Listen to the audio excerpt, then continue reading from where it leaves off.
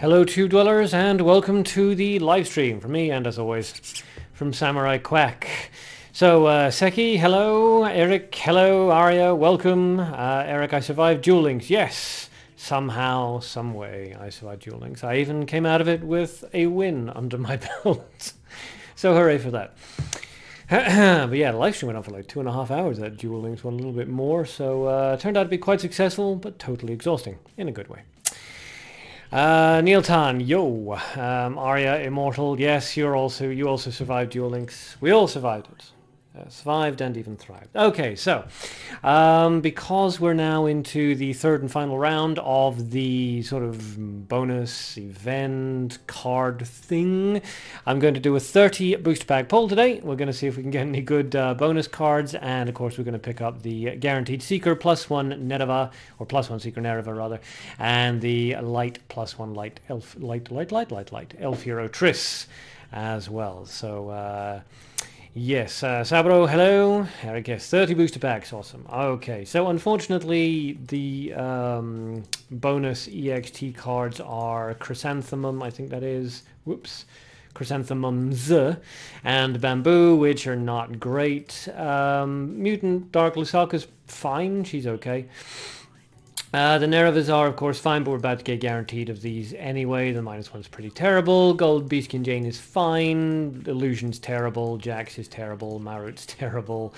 Mika -1 Dark's not great. I mean, it's fine if you don't have L, if you're a completely new player, but otherwise, ugh.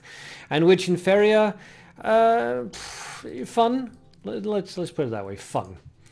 Alright, so here we go. Let's purchase multiple items, purchase... Ugh, there's a lot.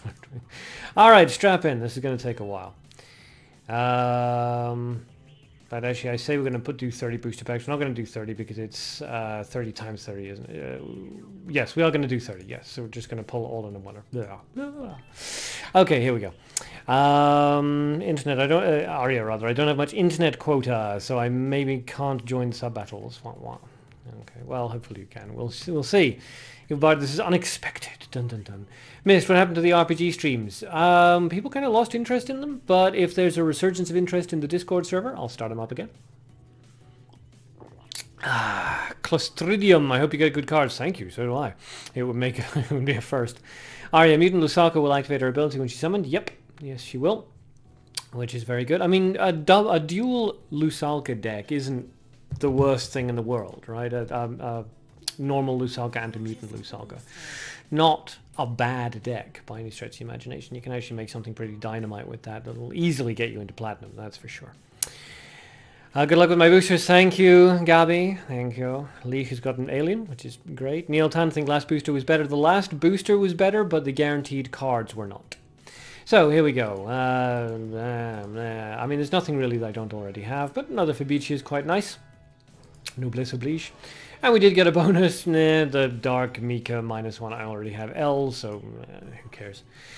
Alright, next up, Lucky Cat, Blech, blah blah blah. What's that? That's a 5-star. Actually, that's the only 5-star I didn't already have, so that's pretty good. Now I have Pearl of Mercenaries. Who's again, it's not a terrible card. And actually very good for PvG.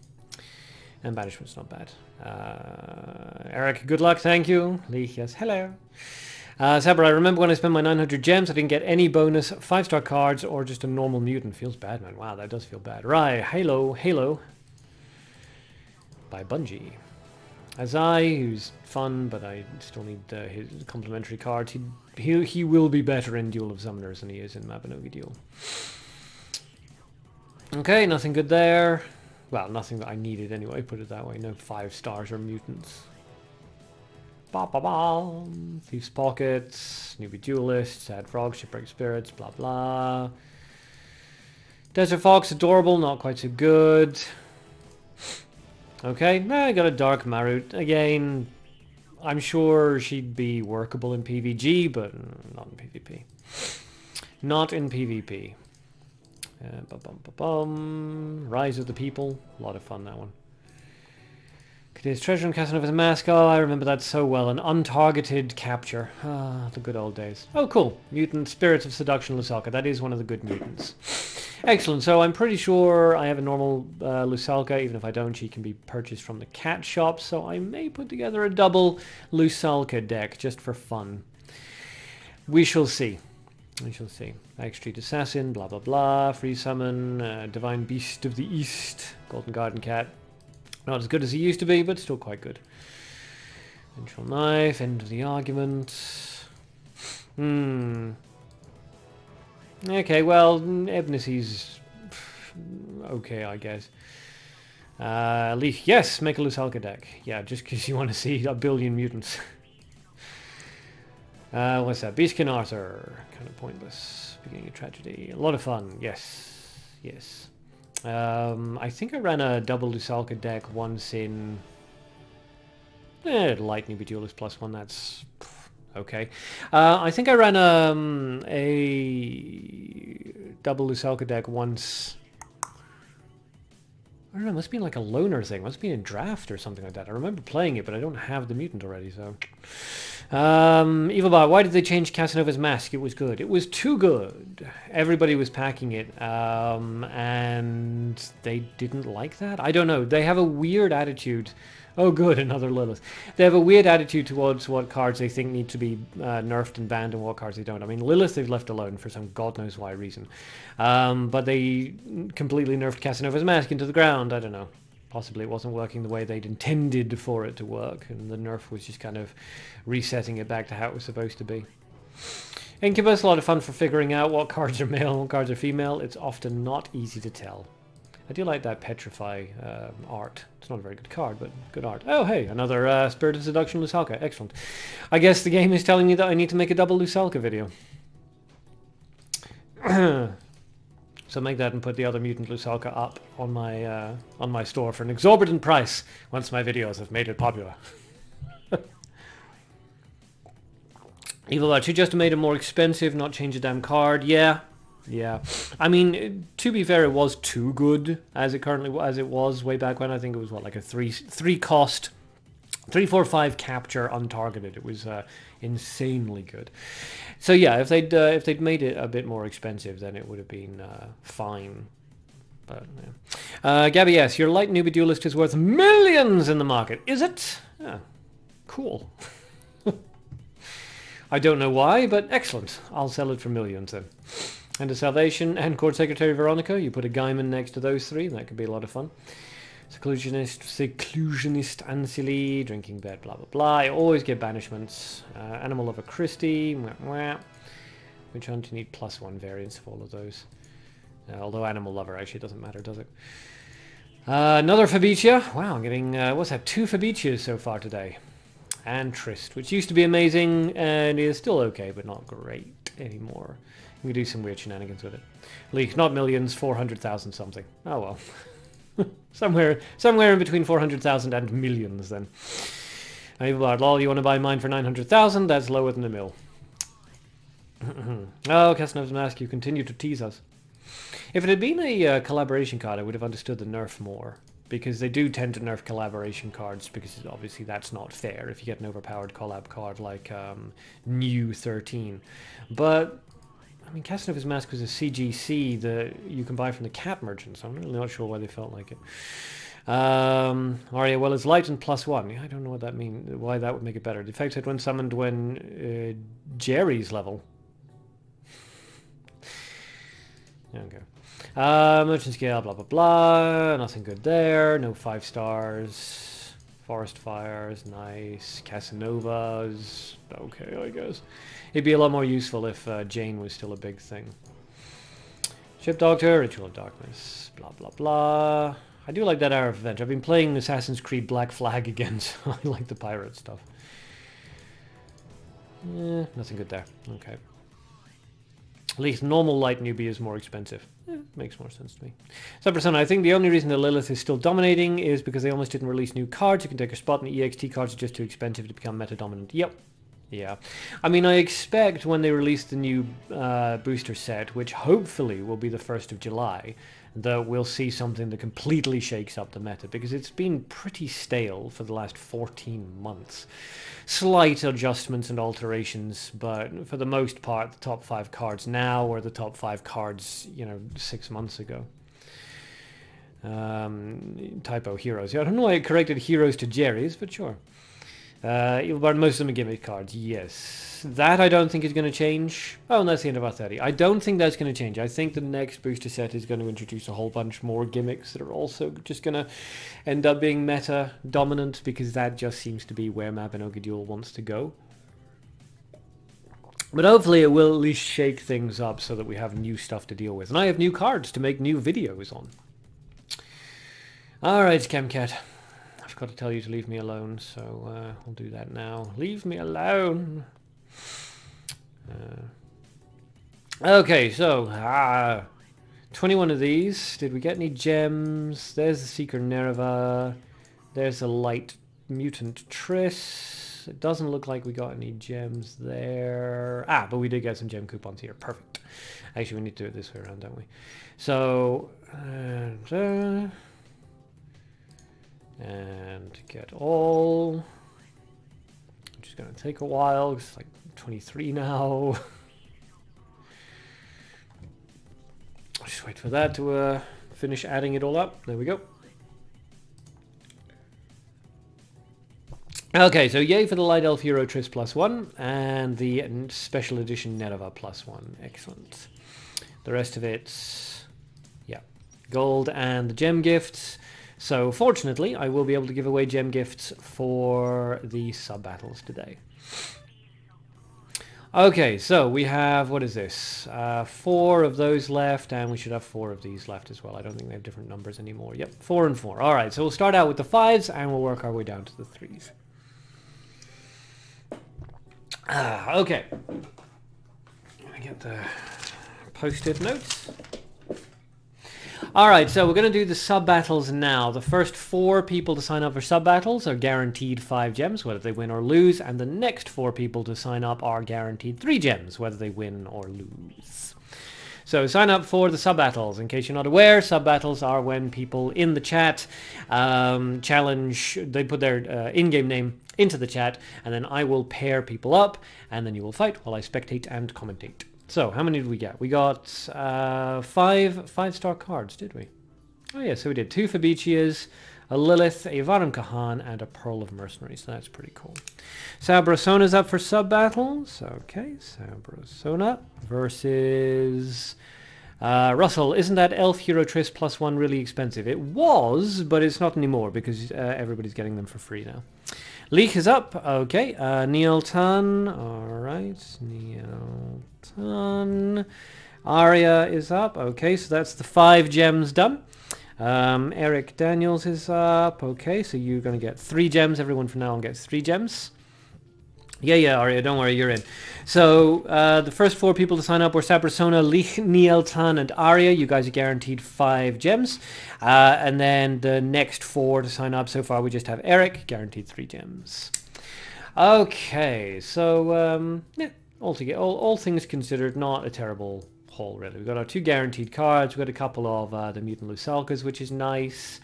A couple more Fabicias, which I can use in multiple decks or sell. Same with Varum Kahan and Lilith. And we got the Pearl of Mercenaries, which was the last 5-star I didn't already have. So, fun. Excellent. SWAT's up. Okay, you can fight Eric. Alright, for 3 gems. Okay, so 2 more people to get a guaranteed 2 gems. If we get 2 more people very quickly, then we'll just sign them up, and then everybody's going to get their gems. Otherwise, we'll just keep going, and the next 2 people to sign up get the gems anyway. So I missed the opening, but looks like I've got some good stuff. Yep, some pretty good stuff. A couple of Mutant Lusalkas, which are fun. 2 extra Fabicias, the last 5-star that I was looking for, and Pearl Mercenaries, an extra Lilith. I got my guaranteed Light Elf Hero Triss +1 and Nerva +1. So yeah, not too bad, all things considered. Now I just got to cross my fingers for some decent mutants in future pulls, now that I'm not saving up for any special events. Alright, so I don't think anybody else is signing off for sub-battles at the moment. So, first fight is going to be Sabrosona versus Lich. Sabrosona, or so Elonisama versus Lich. I see Lich is online. I don't see Elonisama just yet. So when you guys are ready, please come online. Make sure each of you has added the other. And then face forward is Lich, let's say. Yeah, it's more face forward than face back. So Lich add or send a battle request once Elonisama's up. MWMRN, I've no idea how to pronounce that, but hello, welcome. Neil Tan's added Aria, good. Okay. So we're just waiting for Elonisama to come online, and then Lich can send a battle request. Also, yes, Best Beat, you continually sent me battle requests before the stream went live. I apologize for not accepting the battle request, but again, we were like 2 minutes off going live, so I didn't want to start anything up. Lich is what is it? Talking smack, peacocking, posturing. What's that thing that wrestlers do? I'm not sure what the term for it is. It's when grab the mic. You're going down. He's doing that. Sabrosona is logging in, I assume. Neiltan, yes, Namami versus Ariaikmal, not Ariajmal. Ah, that's actually even harder to say than the real name. Ariajmal. Oh, I miss Duel Links' duel room. It's so much easier than doing this constant refreshing thing. Evil Bart, you want a sub battle too? Cool. Alright, so you get a guaranteed 3 gems. Arya, Best Beat uses gimmicks. Does he? Shame on him. Or her. Or it. No judgment. Okay, so Lich up at the top with 10 mutants, and mono-color. Oh, interesting. Elonisama down the bottom with no mutants, and the L hero, and Lich, of course, using the the Cheshire hero rather, not the Bonobo. So Lady Cher comes out. The Golden Bomb Squad is going to block that. Out comes another Cher, so I assume this is going to be the Vanished Thief's book. So let's see. I do love Lich's decks. He's so mutant happy. Michael Zoran, quick question. Does it change your chances going for a pack with the EXT card on the cover? No. You can see what the chances are of each card by taking a look at card chances, I think it is, and then like bonus chances. But regardless of which booster pack you go for, I think the top 3 will give you the same bonus cards. They'll give you the same chance of getting the EXT cards. Eric, would be awesome to have that kind of PvP room like Duel Links. Yeah, I really miss the Duel Links PvP rooms. Those are so much easier to use. Michael Zoran, good to hear you got some good ones, Ark. Yes, I was happy too.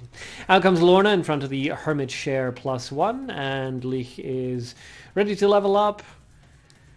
Probably going to have to. Elonisama is written. Nope, decides not to do that. Going to keep staying at level 1. I'm really not sure what the thinking here is. Since Elonisama is at level 2, she can just keep summoning creatures. Now that's interesting. Watcher of the Forest Genie Special Edition 2017 variant. So that's pretty cool. Lich does finally level up. Elonisama is going to charge, and I assume level up to 3. Yep, no reason to do anything else. And down goes the Share. Lich's turn just hit level 2, but let's see what he decides to do. Alright, summons a dark +1 fugitive Share. Not my favorite Share, I must admit. I do like Shares, but the fugitive Share, her problem is as soon as she transforms and then hits, she disappears. I mean, she takes enemy resources with her, so she's definitely worth the value, but I prefer to have the Share sort of hang around on the battlefield as long as possible. Okay, so the fugitive Share goes bye-bye, and the Watcher of the Forest Genie kills the other Share. Lich just not able to get any foothold here. On the other hand, Elonisama finding it almost impossible to land any actual shots. The Watcher of the Forest Genie moves in front of the Hermit Share once again. Now, I mean, that was a 50% chance, so it was good odds for Elonisama, but that's twice now that the Watcher of the Forest Genie is moved in front of the Hermit, or moved in front of the Share, so that's got to be quite unfortunate for Lich. Kengi, sign you up? Okay, alright, well that is everybody signed up for the gem battles then. So Kengi, you're going to be fighting Evil Bart. Make sure you've added each other as friends, please. Drag to Hell comes out, kills one of the traps. Leek is not having the greatest time ever, apparently. Elonisama going to charge out possibly 3 times, just maintaining a massive resource advantage. Not really necessary at this point. Could drop a second creature, but, you know, good habits. When you don't have to play a creature, don't play a creature. Mui Ktura Godzina, well played. Not sure who that's to, but okay, so out comes the Ice Spear spell that kills all the traps and weakens the Watcher of the Forest Genie. Does not, unfortunately for Leek, kill the Watcher of the Forest Genie. So she's going to continue to do her shenanigans jumping around the battlefield every time Leek uses any card, really. Mui, I hate this game. I play, game goes well and something happens and I lose instantly. Yep, so it goes. Oh, interesting. Okay, so the Watcher of the Forest Genie to bring out the traps, and then the Gifted Engineer Azai to kill the Genie and the trap, and to bring out a Steel Dragon. So that's fatal damage very definitely on the board there. Leek, not really anything he could do, so I think we're just going to see... Nope, going to see a Hermit Share play. It's going to go down, but it's going to go down with Hermit Share, with a Share on the field, so that's nice. Yeah, unfortunate for Leek that he couldn't get his Share deck underway, but well played to Leek, and good game to Elonisama. Always fun to see Azai come out onto the field. Okay, so both players get 5 gems for participating in the sub-battle. Alrighty. You know, it's been a while since we had these because I've been saving up, so... There we go. Elonisama gets 5 gems. And Leek gets 5 gems. There we go. Excellent. Good. Alrighty. So, up next is Nieltan versus Arya Ikmal. Nieltan versus Arya. We'll spin. Whoosh. Top is, let's say, Arya. And it's away, so Nieltan, please send a battle request. Nieltan, please send a battle request. Leek, moral victory. Yes, moral victory. Evil Bar, just open the middle booster. It's the best. Depends on what you're going for. I'm pretty sure middle booster doesn't have Lilith, for example. So if you don't already have a Lilith, pull the Lilith booster. But I may be wrong about that. Let me just check. Yeah, the 5 stars in the other deck are better. In the other booster are better. 5 stars in this booster are better than the 5 stars in this booster. And really that's what you're after, because you can buy everything from 1 to 4 stars. Michael Zorn, I pulled a Maester Santa, not Santa, but yeah, I know what you mean. Mutant +1. Why is this worth more than 1 million? I don't know, but then I don't follow the players. I don't follow the stores, the marketplaces. All right, so Arya and Nieltan. So Nieltan find it.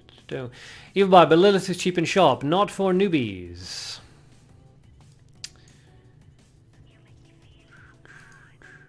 And I'm pretty sure the 5 stars in the latest booster beat the combined booster for price. I could be wrong on that, but I'm pretty sure.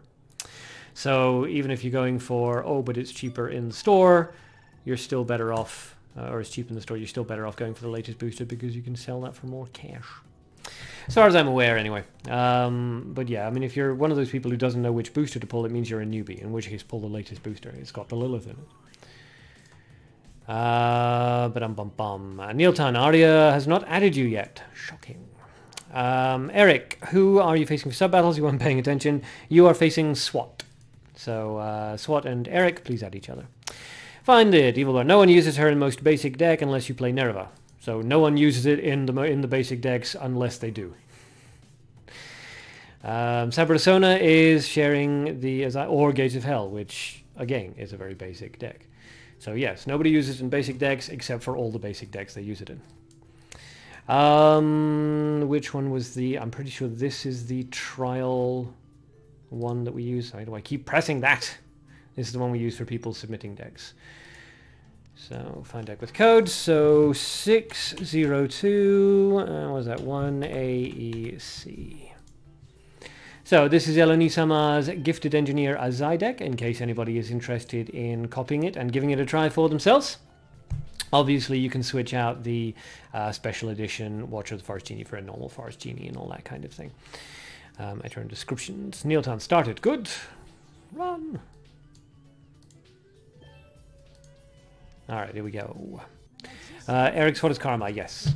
So Namami up at the top with no mutants and the Fene hero, and Arya down the bottom with a neutral hero and 2 mutants. Light Elephant start, which is always an excellent beginning.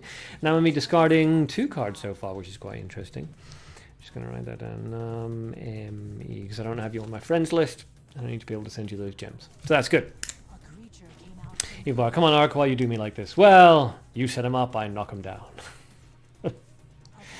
Alright, so Ambush Vine is out in front of the elf. Those two are going to continue to chip away at each other.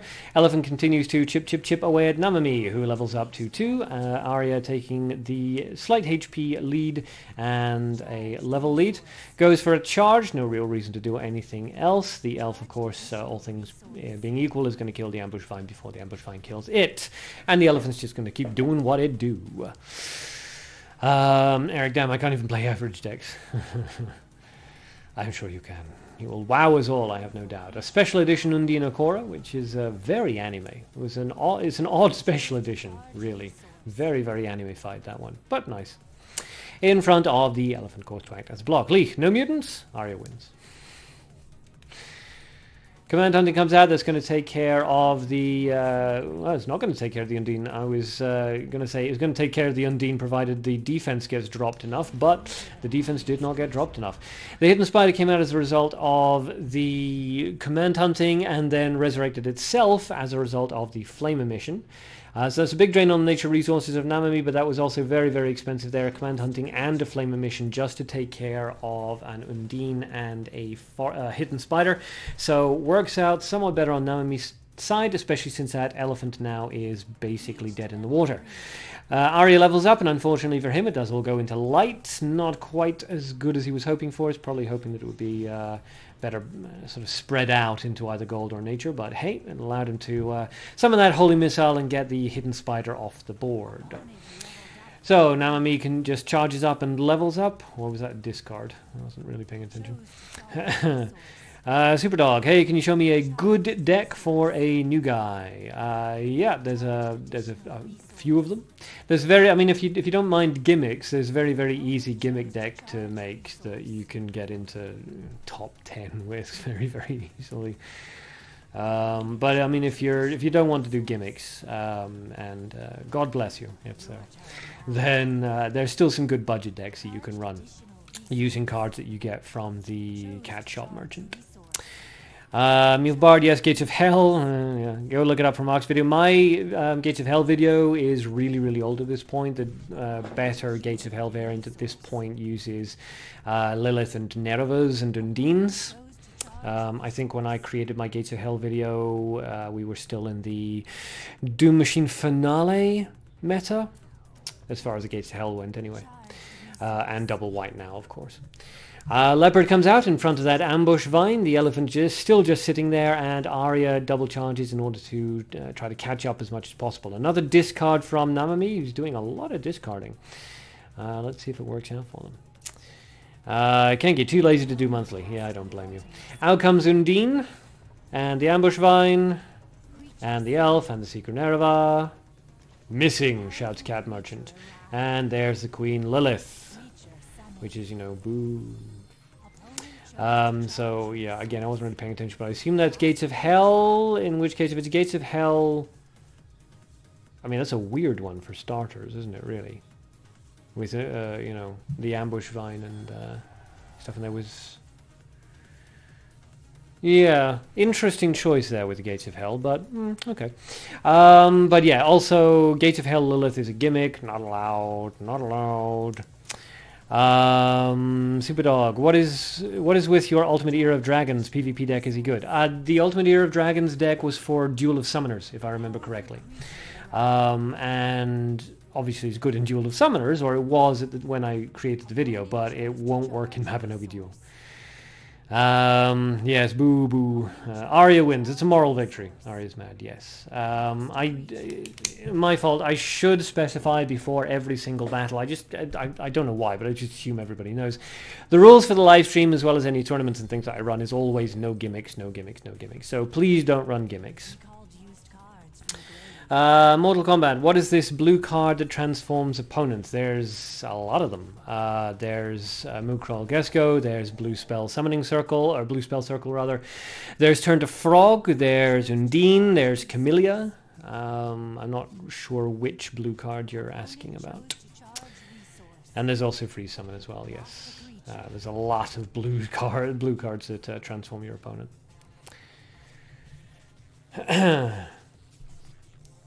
Okay, so Arya, of course, not doing great. That Nerve up at 10 energy. So pretty much Namami wins this one, but Arya, it takes the moral victory. Mortal Kombat, the first blue girl that he used. Undine. Undine, of course. This is just the special edition variant of her. She freezing him, yes. Undine Korra. So Persona, the only Gates of Hell that I have is my Gates of Special Edition. Yeah, sometimes you want to use Gates of Hell just so you can bring out all your Special Edition cards. Look, they're all TBTs and all Special Editions and all EXTs, just so you can show off. Her ability freezes summoned creatures, yes. Yes, she is a 4-star, so you can buy her. Okay, so Arya forfeits because, you know, why not really at this point? So well played to Arya. Neil Tan, please remember, no gimmicks, no gimmicks. Gates of Hell is a gimmick. It requires a dedicated counter and it has a single win condition, so it's a gimmick. Nevertheless, that was my bad. I should remember to constantly mention these things at the beginning of each of the fights, and I didn't today, so you'll still get your gems. Namemi. There we go. Namemi. Yes, that's correct. Okay, good. So that was successfully. All right, so that's our first 2 fights. The next 2 fights, the 4 participants will get 3 gems. Or shares. Yes, you win a moral victory if you use share, of course. Alright, so next up is Eric versus SWAT. Let's spin. Let's say face forward Eric. Yeah. Okay, fell off the desk. I actually don't know, so let's spin that again. Alright, face forward. Eric, go first. Eric goes first. Eric, Daniel, Wildfire is the mana creature that gives back its cost when summoned. Not Wildfire, Will-O-Wisp. Yes, Will-O-Wisp. So who did I say? Yes, Eric, please send a battle request to Karma.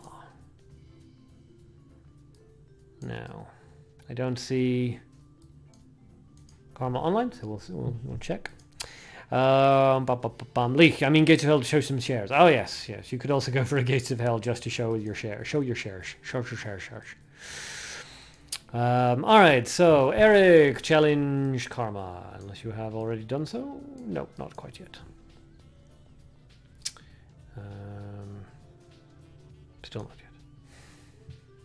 Neil, my bad. No, my bad. I forgot to mention. I really should remember, and I always forget. Kengi, do you guys know Namami? Well, it's Neil Tan, and yes.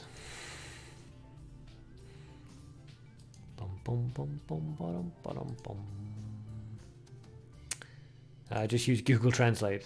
Oh, interesting. Is it wildfire in whatever language you're running it in? Interesting.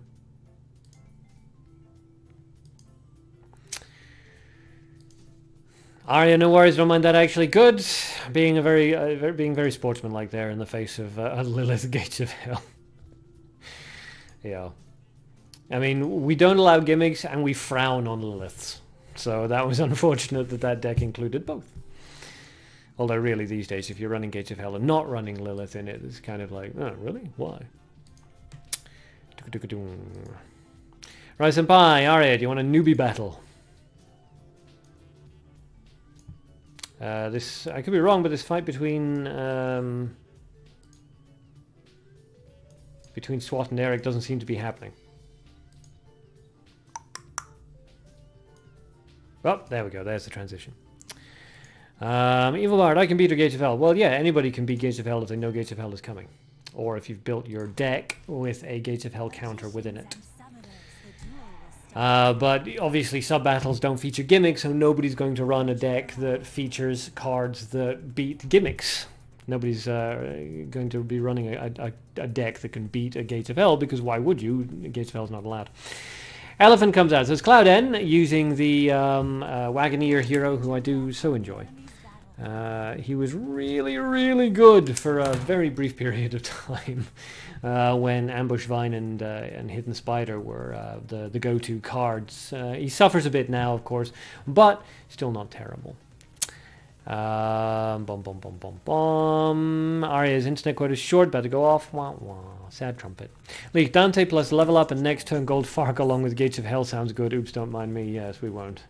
Oof, filthy gimmick. Evil Bard, Materio and double Piole does it. Yeah, well, yeah, I can see that. Unless they're running Undine, of course, which most Gates of Hells are, because you summon the Materio and he doesn't summon his sword. So, actually, your Materio double Piole deck wouldn't have worked on that one because there was an Undine right there. Kengi, Gates of Hell is nothing if you have the L hero. Not quite true. Gates of Hell can still win, because if you have a couple of creatures out on the battlefield or more, then all the person has to do at level 3 is drop Lilith and Nereva into the grave, and then just Gates of Hell them, and they'll take Lilith and Nereva plus any cards you happen to have in your grave, and they can still win.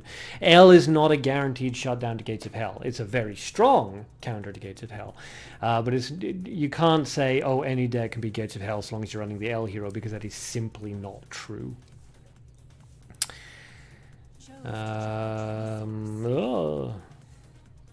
So questions being asked, but I kind of lost track because I was watching this. Get a friend's cat, much to catch up. Yup. Mortal Kombat wants a newbie-friendly battle. Okay, well, if anybody wants to do a newbie-friendly battle against Mortal Kombat, do let him and me know. Mortal Kombat, but Arcadean said cat merchants. No, Scam Cat is a scammer. The cat that appears on your screen and goes, hey, do you want to trade these cards for these cards? He's a scammer. He's a scam cat. Like 9 times out of 10, his trade is terrible. But the cat shop is a really good place to go. The cat shop is excellent. Okay, so Arya wants to newbie battle Mortal Kombat. Alright, so let's say Mortal Kombat v Arya. Gabby Lustar, cards are reasonable. Yep. Kengi, I never lost to Gates of Hell though. Too easy to counter. That is a lie, Kengi. Please don't lie. Of course you've lost to Gates of Hell. Literally everybody's lost to Gates of Hell once, at least once in their lives. Yeah, it's not always a scammer. Like 9 times out of 10, if I'm being generous, he's a scammer. But yeah, sometimes he can offer you good stuff. And if he ever offers you mutants, generally just take them, because trying to get mutants with the current system is virtually impossible.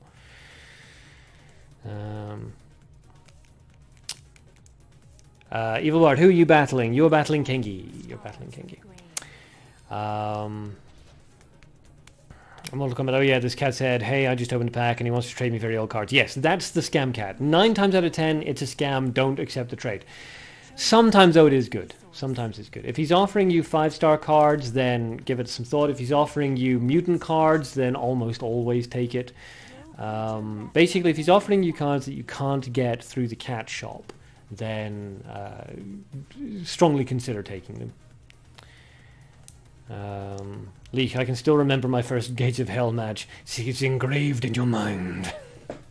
Kengi, no, I did not lose to Gates of Hell. Yes, Kengi, you have. You've been playing for years. Of course you've lost to Gates of Hell. Literally everybody has lost to Gates of Hell at least once. Even if it was just when you were a newbie and it beat you. And if you haven't lost to Gates of Hell now, and that's really your argument, people aren't going to say, wow, that Kengi, he's such a great fighter. What they're going to say is, wow, he's not been fighting good Gates of Hell users.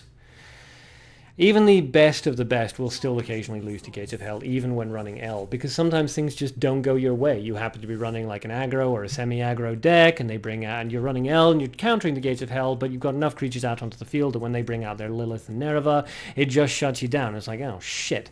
You know, I don't have the resources to do this, so they've also dropped a counterspell on the grave, and whoops, your summon dead doesn't work. Good Gates of Hell users can get around L heroes.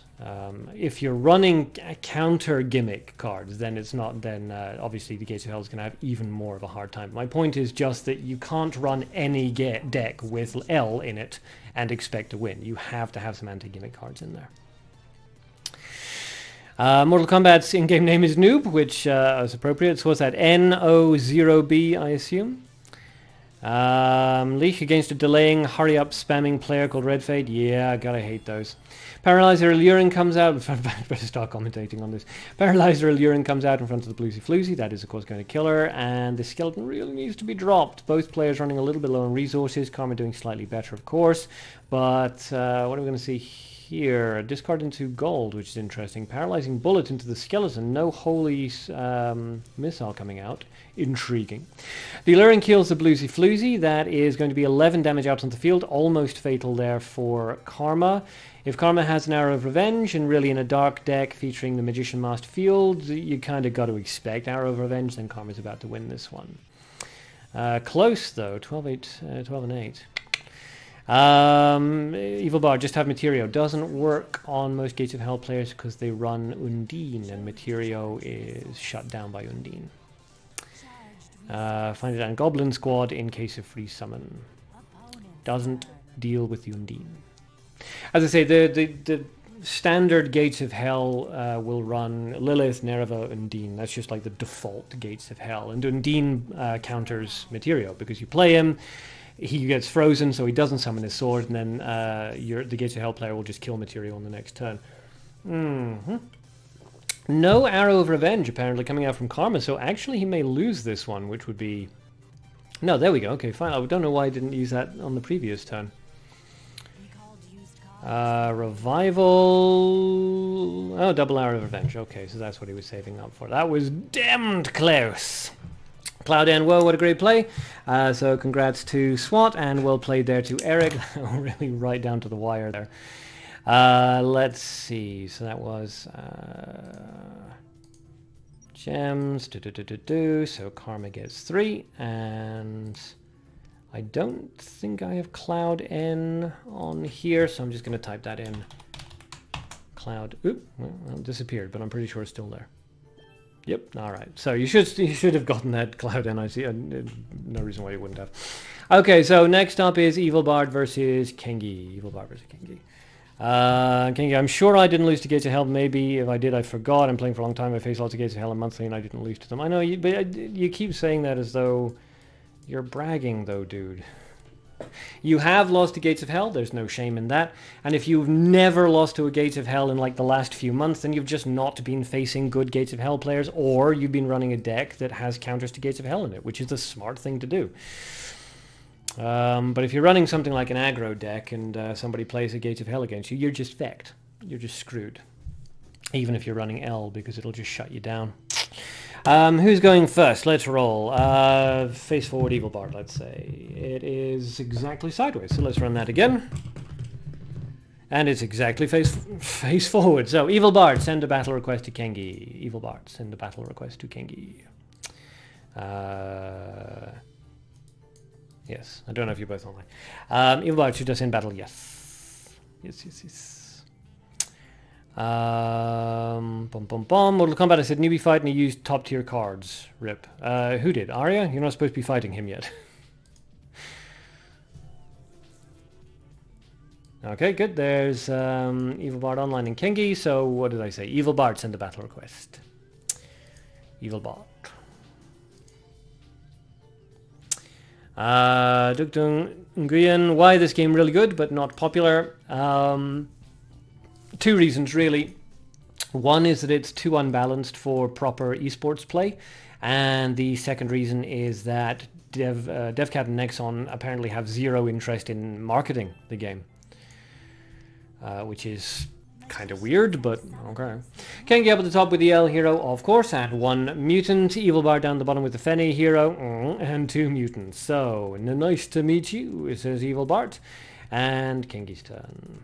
So, a light elf answered by a green elf. Kengi probably just setting that light elf up for a Piole at level 2. Let's see what Evil Bard decides to go for here. He could do a surprise attack onto the elf in order to get himself ready to level up to 2, but goes for the charge instead. Kengi's turn. Now, Kengi, of course, could do the same thing, but decides to charge up. Evil Bard's turn. Fenny's ability did activate, so that does drop his HP down by 1. which is not ideal before you level up, but so it goes. That's the very, very minor downside to using the Fene hero. And Leopard in an aggressive slot, and that is Evil Bart ready to level up. Actually, it was more popular, but recent changes chased away a lot of regulars. Yeah, the changes of about 14, 15 months ago drove off a lot of veteran players. It drove me off for the longest time as well, before I was dragged kicking and screaming back. Before people basically said that that was what they wanted to see in most live streams about. But yeah, I mean, they stripped most of the features. No more Rookie Arena, no more nice PvP Arena. Now we have this bizarre Frankenstein's monster of a monthly ranked, which is odd. It doesn't seem to follow any particular like known structure for monthly tournaments. It's very, very weird. So yeah, people weren't exactly pleased about it. Out comes the Synthesized Zombie and the Piole. Always a decent play. And that's going to be the end of the Leopard. So the Light Elf, of course, is going to kill the Green Elf, but is immediately going to be dealt with by the Piole. So Evil Bart is going to have the Light Elephant and the Synthesized Zombie to deal with. Now, it's only 4 damage a turn, so it's not super crucial, but it does need to be answered. Mortal Kombat, what the hell, who I fight? Arya, you're fighting Arya, I assume. Yes, Arya, good. Separate Persona, the first time I lost against the Gates of Hell, it was against that filthy bastard of Hajigan 1. Not angry, to be honest, we have a pretty good relationship with trading gems. It was an Apocalypse zombie deck. Yeah, I remember those, actually. Yeah, that's nasty as well. That's very nasty. I mean, Gates of Hell is just a pain. If you're running cards and decks that counter it, then fine. But even then, it's just irritating to deal with because you're just like, oh, look, another Gates of Hell. Hi. I guess we'll both just go through the motions until one of us wins. Okay, out comes the Piole. That answers the Synthesized Zombie on for Evil Bart. The Light Elephant is still out onto the field. It's survived all the way from level 1 to level 3, so that is one sturdy elephant. Evil Bart's turn once again. Arya, Hajigan 1 is noob. Well, he's a lot of things, possibly, but he's not a noob, from what I can tell. He's been around for a long time. But yes, there are apparently other names you could call him. Out comes the Leopard on the far right-hand side. The Command Hunting takes care of the Fabricia. And that leaves Kengi with more than enough resources to deal with that Leopard as well. Yep, so there comes the surprise attack. That takes care of the Leopard. Kengi's running a little bit behind in terms of resources. That's a little bit more now behind in terms of resources. Evil Bart got a lot into nature and light, but basically nothing into gold, which is quite unfortunate for him. And Kengi has very strong battlefield control, as well as leading in terms of HP by, I think that's half, isn't it? Linker Elvenkier comes out. That's going to kill the Ana and give Evil Bart back, I think, 4 HP at level 3? 5 HP. 5 HP at level 3. Leech, played against Gates of Hell user earlier this week. Took probably 15 minutes to end it. Lots of discarding and reviving for me. I won! Yippee! Yay! That's what we like to hear. Yes.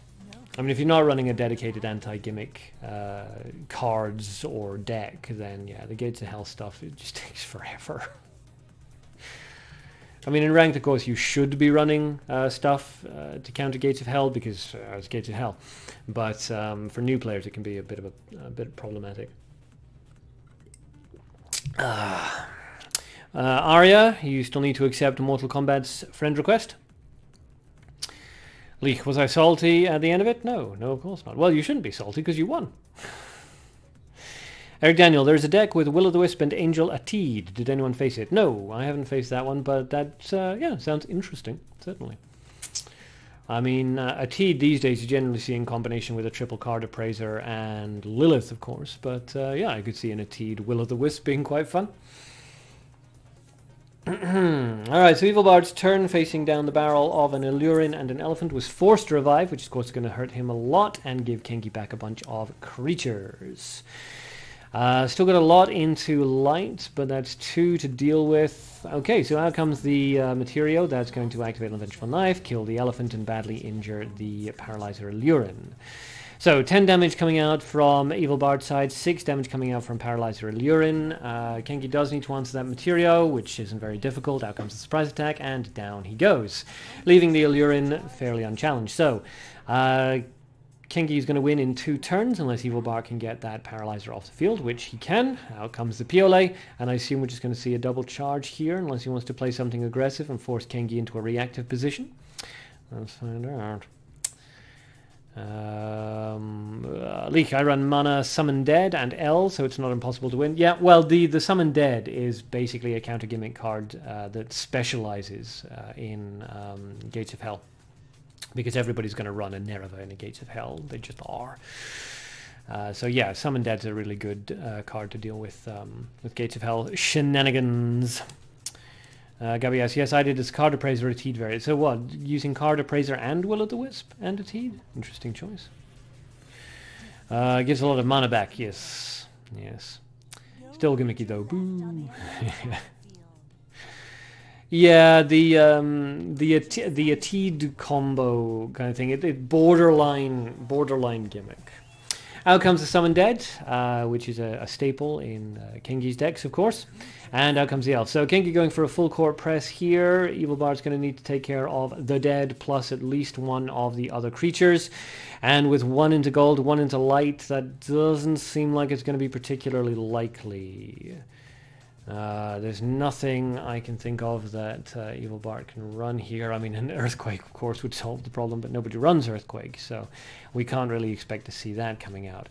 A couple of discards into Nature, possibly going for a Linker Elven Kier. I don't think he can afford it. No, he can, just.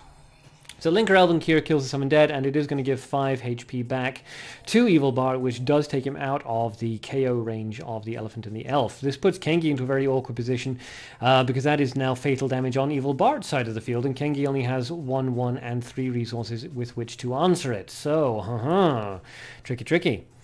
Mark Stewart, I faced a massive storm, 4 Gentleman Plum Blossom deck combo. Yep, that's a nightmare.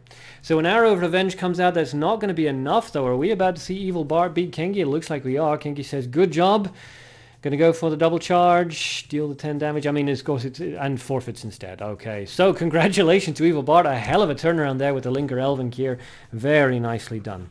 And well played, of course, to Kengi. So both of you get 3 gems. That's all we have left. Where are we? Evil Bard gets 3 gems, and Kengi gets the last of the 3 gems. Boom. Margaret combo takes forever. Yes. Lionel Hector, hi Ark, how are you these days? I'm good, and Samurai Quack is also good. Alright, so unfortunately that's it for the gems. We opened 30 booster packs and I only got 2 gem gifts, so we can't give away any more. However, if you would still like to get involved in sub-battles, put your in-game name in the chat and we will partner you up. Next up should be Mortal Kombat versus Arya, but I'm not sure if they've added each other as friends or not. So Arya and Mortal Kombat, if you guys are both still around and still want to fight each other and have added each other as friends, please let me know. Nix, hello, welcome. Kengi wants a newbie battle, no, and Arya says no newbie has a legend title. Yeah. Nice shirt, thank you, it's from Portugal. I don't know if you're being sarcastic or not, but I like it. I like bright colors. Makes me feel happy. Mortal Kombat, Arya's not online. No, he's not yet. His data may have run out, of course, so that may be a problem. Leek, make a Lusalka deck now.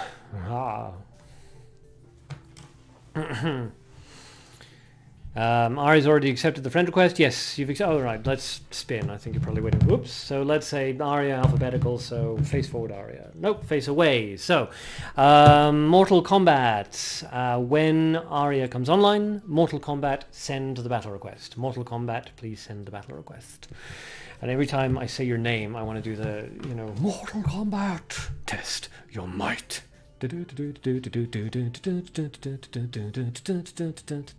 Test your might. Anyway, yes. Mortal Kombat, please send a battle request to Arya. Mark, which booster pack do you pull? I always pull the latest booster pack. Yep, I always pull the latest booster pack. The 5-star cards in the latest booster pack are more valuable than the 5-star cards in the combined booster pack. And since you're only aiming for the 5-star cards in any given pack, if you're not a newbie, that's... Well, even if you are a newbie. I mean, given that the Cat Merchant sells everything from 1 to 4, the only thing you look for in booster packs now are the 5-star cards. So pull whichever booster pack has the 5-star cards that you like the look of the most. Okay, looks like the battle has begun. Noob is using Castiff Hero, for judging by his little profile icon. And he is! Yay! Boo to the SJWs for removing my belly jiggle. 2 mutants on Noob's side and 2 mutants on Arya's side. So they are equally balanced in terms of mutants. So as far as Leak is concerned, either one of them could win. No sarcasm, Vert. Excellent. Thank you. Sabrosona, you want to play again? Okay, I will write your name down. Sabrosona. Evil Bard Mortal Kombat is newbie, I think. Better be careful. Huh? Kengi Cat offering you -1 hermit share is it good? No. +1 shares are great. -1 shares are terrible. Terrible. Evil Bard, I remember my first match here in livestream. Aggro. Yes. Yeah, we don't see much aggro anymore, which is a shame. But yes, fun. So Kengi and Sabrosona. We'll have those 2 fighting after this fight. Bum, bum, bum, bum. Evil Bard's up again. Okay. Evil Bard. Just gotta remember those names. Okay. SWAT says you're up versus Sabro. Well, Sabro has to accept your battle request. It's God. Obviously, since it's a share. Yes. Okay, so what do we got? Light Elephant on Arya's side and nothing on Noob's side. Both players up at level 2. A Dark Growth Vine comes up and is charged. Of course, with any Growth Vine, it always takes 1 more charge than you can do in a turn where you play the Growth Vine in order to take it outside of removal range. So I assume we're going to see a command hunting, and there it is. Down goes the Growth Vine, and the Light Elephant continues to chip away at Noob's health. Evil Bard wants to fight Virtude. Sabro, I'm going to duel Karma. Okay, I'm going to have to turn this over then. So we'll have another fight with Sabro versus Karma. Evil Bard wants to fight Virtude. Kirito Marksman. Okay, you can fight Evil Bard because he signed up. So Kirito Marksman. Okay. Oh, we're seeing Ragnar the Blood Edge. I do so enjoy a good Ragnar the Blood Edge. Now, it should be noted here that Arya, despite wanting to fight in a newbie battle, is not using newbie cards. He's running Light Elephants and Fabicia and things like that, so not really a newbie deck, dude. Nevertheless, let's see what Noob decides to do with it. 777 resources, so jackpot. Let's see if it works out well. Couldn't manage to remove the Princess Fabicia, which is unfortunate because that's just going to keep on summoning the leopards. Virtue does things to take care of, I believe. Could be. Evil Bard, last time I fell asleep, yes. Okay. Alright, so Arya with going to be 4 creatures now on the battlefield, and Noob staring down fatal damage from 3 out of the 4. Nothing really to do here other than a Holy Missile, and decides to forfeit instead.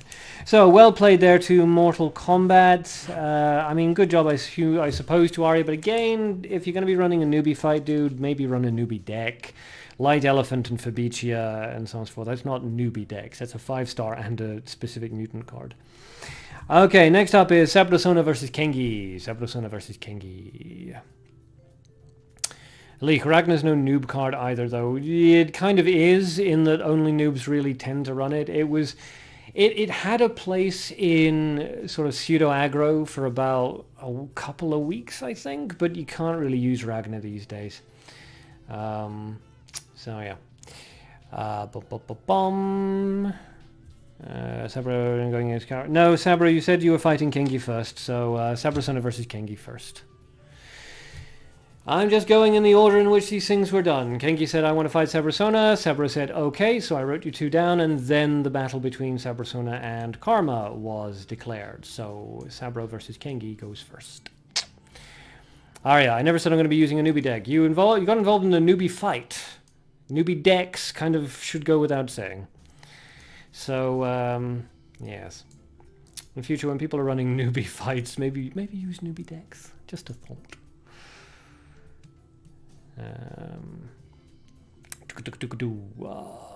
Leak. Noobs don't have it. It's expensive. Noobs can have it if they logged in for the, what was it, BLZ giveaway, whatever, or GGR. Grabbed it and then just didn't play a game. I mean, if you don't play, if you just log in like once a day and you go, oh, look a thing, oh, I got it. Or it was given to you in a trade by a friend. I mean, there's multiple ways you could have gotten a hold of it without actually being an advanced player. And again, it's not a card that a veteran would put in their deck. Kenki's up for newbie battles. Neil Tan's up for newbie battles. All right, well, let's get to the end of what we've got first, and then I'll start signing more people up. We've got Sabrosona versus Kenki, then Evil Bart versus Kirito Marksman, then Sabrosona versus Karma, and then we'll see about signing people up for newbie fights.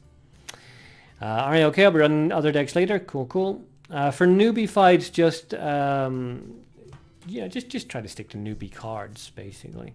So stick to cards that come out of the CAD shop, or stick to cards that you know aren't great, but, you know, are still workable. Evil Bart, if he doesn't have command hunting as a noob and you play Fabicia, he's fecked. Yeah, basically. Yeah, I mean, it was a fun deck because it had Ragnar and it had a Dark Growth Vine in it. But again, Ragnar and Dark Growth Vine are not good cards these days, so it's not. Whilst that kind of thing is fine for newbie fights when the decks are not, you know, totally optimized, it is of course going to get completely stomped by anybody using an advanced deck. So yeah, if you're going to run newbie fights, stick to newbie decks and cards, stuff that's just not very great. So Elanisama drops a free summon. Oh, okay, they started fighting earlier and I just didn't pay attention. Alright, so it was a free summon at level 2, which Kenki baited out with a level 2 elephant. So drain on Elanisama's resources, which she then answers with a surprise attack. So not quite so great for her. There's going to be, what, at least 5 resources there spent on a single elephant, which costs 2 resources. So bad trade there on Elanisama's side. Let's see if she can pull it back. Kenki doing very well for Dark, pretty well for Nature, and not great for Light. Charges on the second action, does not go into Light, goes into Nature, and the dead is summoned out onto the field. Elanisama could go for... Blotwell, she goes for the elephant, which is fair enough. That's going to obviously kill the dead before the dead kills it. Out comes another free summon, grabs that synthesized zombie. The command hunter comes out, takes care of the elephant, and the dead gets its 6 damage done. Arya, but for now, my quote is at critical level. See you later. Okay. Thanks for stopping by and getting involved in the battles. And see you in the Discord. Don't know why I said it that way, but never mind. Leek, you did put it in a deck, though. Who are you talking to? Are you talking about the Ragnar? Because if you're talking about the Ragnar, then that was like a year and a half ago. It was good then, but it's not good now. Out comes, well, the Undine's out. The Magician Masked Field comes out into a free summon and an Undine. So that's not going to summon Anna. Bit of an odd choice there on Kengi's side. Not sure why he felt the need to summon a Magician Masked Field while Undine was on the field. But okay, out comes a Holy Missile. Oh, going to answer the Synthesized Zombie. Elanisama showing no fear towards that Magician Masked Field, apparently. And going to free up the space in front of Undine to deal some damage to Kengi, who has been leading the HP ranks. Or HP ranks? HP? HP race, I suppose. Varum Kahan comes out. That's going to return Magician Masked Field to the hand without refunding its cost. And that is now, what, 10 damage out onto the field that Kengi needs to answer. An Elurin or Varum Kahan, of course, would work here, but Kengi decides to go for charges instead. Elanisama ready to level up, and that's what she does, and goes for a charge. No reason to do anything else when you have battlefield control.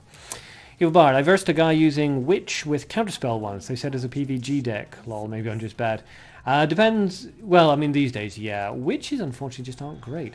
Out comes a Holy Spear. That's going to answer the Undine and the Varum Kahan for much less than their cost, so a nice counter there. Always fun to see people running Holy Spear.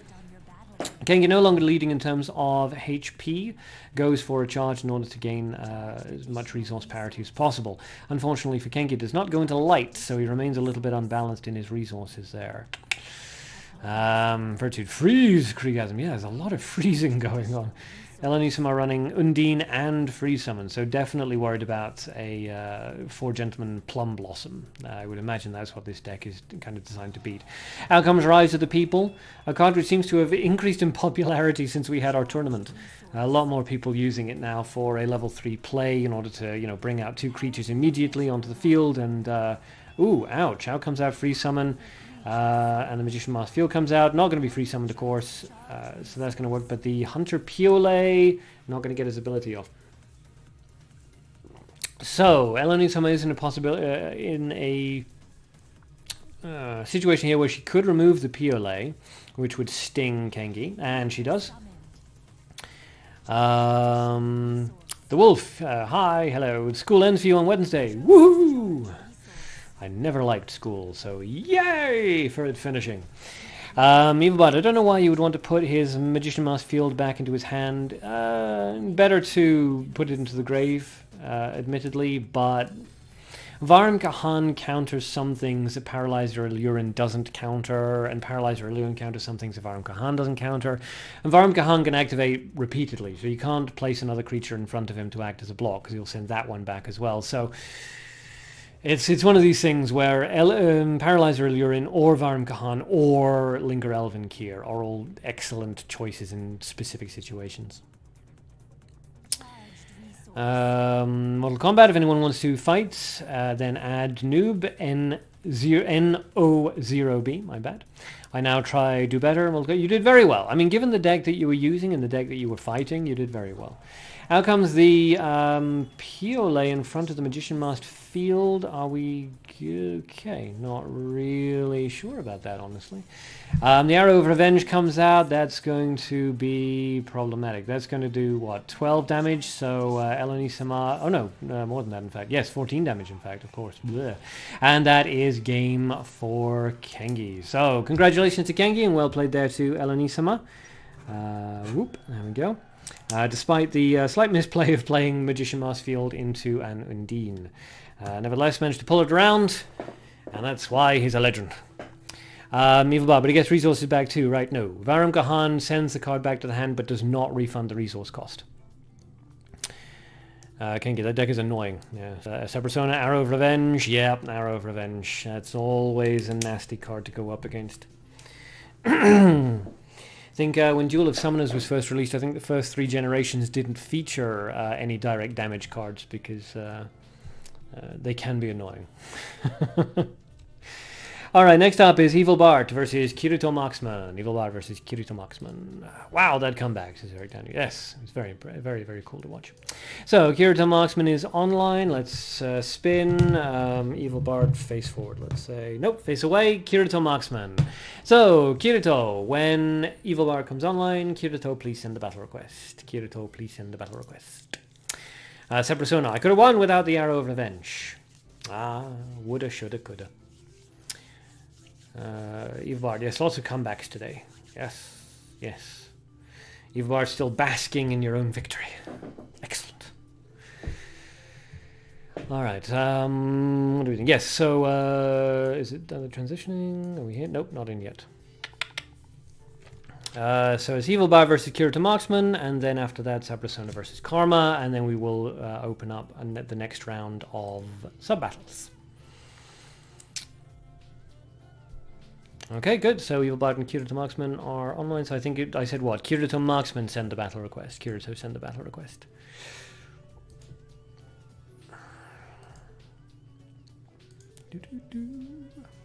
It's blank. Sorry, I just got out from school. Can I join sub battles? Yep.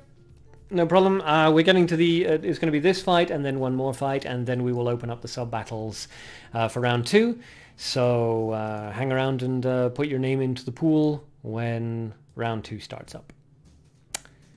Okay, here we go. Evil Bart's the first one to go blue, so let's go. Alrighty, Kirito Marksman with no mutants and the Skulled Hero, my favorite, aesthetically speaking. And 3, I was like, is that only 2? But no, it's just hidden by the voice.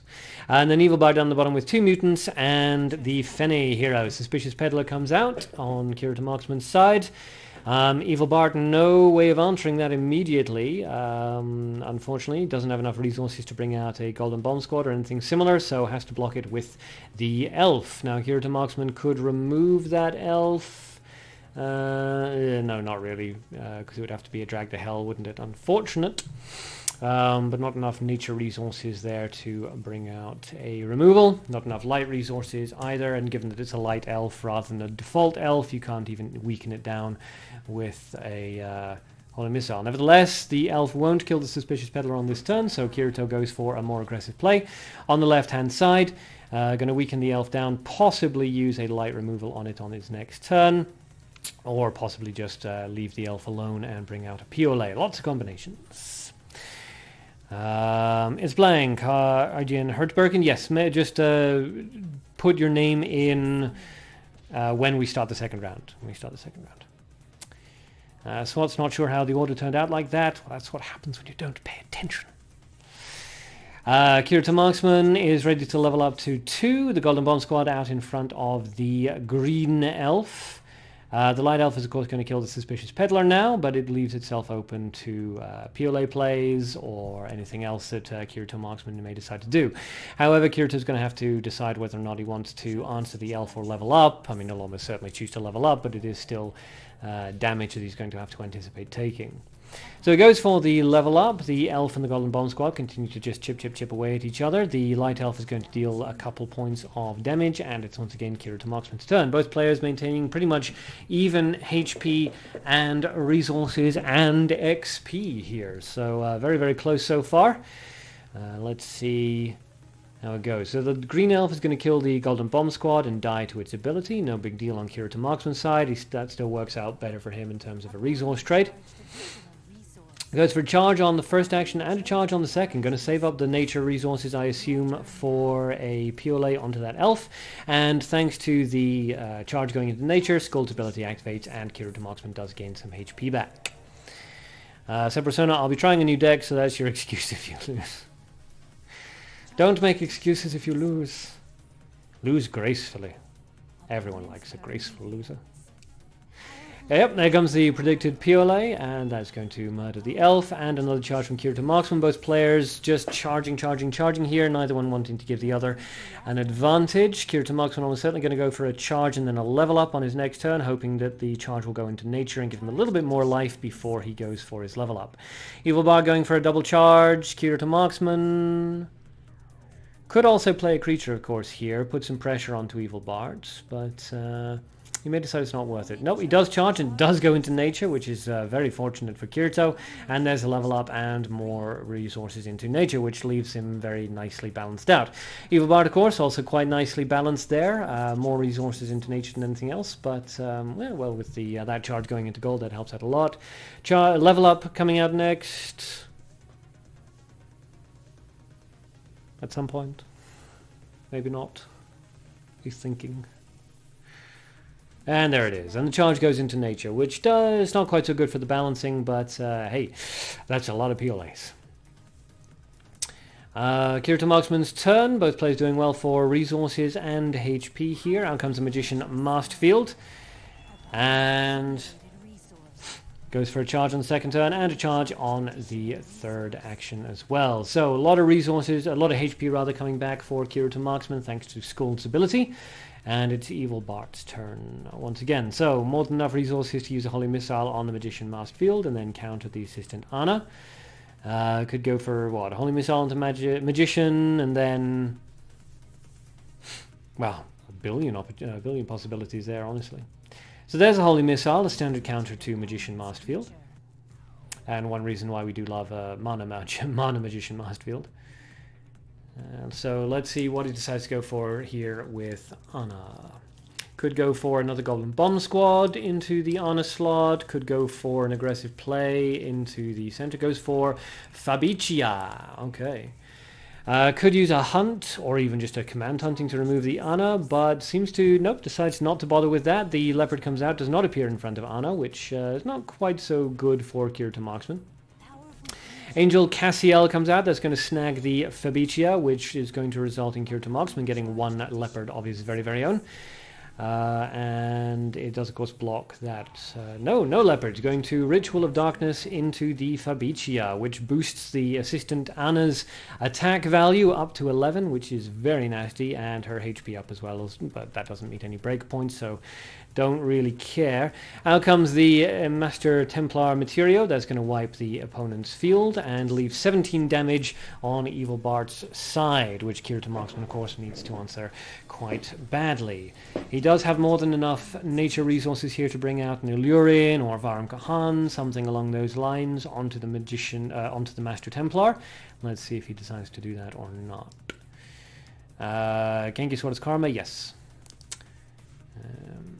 Vampire comes out, standard vampire, which is very interesting. And Susano, interesting choice. Okay, so Susano comes out onto the field. He's going to consume 2 energy and deal 9 damage to the opponent's battlefield, which is not quite going to kill that Master Templar Materio, unfortunately for Kirito, and that of course is going to result in the death of both the vampire and the Susano. So out comes the Holy Missile. That's going to weaken the Master Templar Materio just enough for Susano's ability to kill it. Virtue, Susano, wow, I know. Interesting. I do so enjoy seeing weird and wonderful cards like Susano. And if I'm not mistaken, I think it was Evil Bart who was running Susano a lot just a couple of weeks back in his deck. I'm pretty sure it was Evil Bart. So this must be, I don't know, must feel like kind of a betrayal to him to have Susano being used against him. Susano, cries Eric Denner. Yes, I know. And apparently Evil Bart's just sort of sitting there going, wow, okie dokie. Out comes a capture that's going to grab Susano, who does still have 2 energy, so that 9 damage is still going to come out, but it's only going to activate 1 more time. So not perhaps the greatest resource trade there on Evil Bard's side. I mean, that was extremely expensive on the Susano. The Susano's ability is going to activate at the end of this turn, which is going to kill the vampire, which is nice, but it's not going to activate after that. That's it now. Susano will not activate its ability anymore. Nevertheless, that is 2 leopards and a Linker Elvenkyr out onto the field. Linker Elvenkyr, of course, being the most dangerous one to have to deal with, because it's going to keep healing Evil Bart, and Kirito really doesn't want to have to deal with that. But good positioning by Evil Bart on that other leopard means that even if Kirito drops a creature into the middle and then command hunts off the top of it, that's still going to deal an awful lot of issues. Oh no, in fact, actually, the Susano is going to continue to charge. Once an energy every time he defeats an opponent each turn. Okay, so the description's wrong, basically. He does gain 1 energy every turn. It's every time he defeats an opponent and every turn he uses his energy. Okay, fair enough.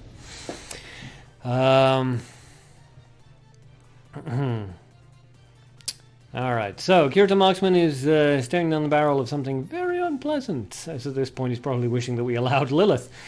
Surprise attack is going to come out, take care of the Linker Elvenkyr. That still leaves 2 leopards. Piole is going to come out and deal with one of the leopards. But the other leopard is going to deal fatal damage. So, Evil Bard goes for, I assume, the triple charge, just for the sportsman-like finish. No reason to play anything else. His opponent isn't running a Fene, so no chance of survival shenanigans. Leopard shrieks, which again is really not the noise leopards make, but okay. And that is game. So congratulations to Evil Bard, and well played to Kirito Marksman there. Always cool to see Susano. We've been seeing a lot of very sort of standard decks, using the top 5 cards, Fabricia, Materio, all this kind of thing. So it's nice to see people running something unusual in the form of a Susano. Okay, let's see. Okay, so up next is Sabrosona versus Karma, and then after that we'll open it up for another round of sub-battles. So let's do a spin. So Karma alphabetical, face forward is Karma, face back is Sabrosona. It's kind of facing downwards, but more forwards. So Karma, send a battle request to Sabrosona. Karma, send a battle request to Sabrosona, please.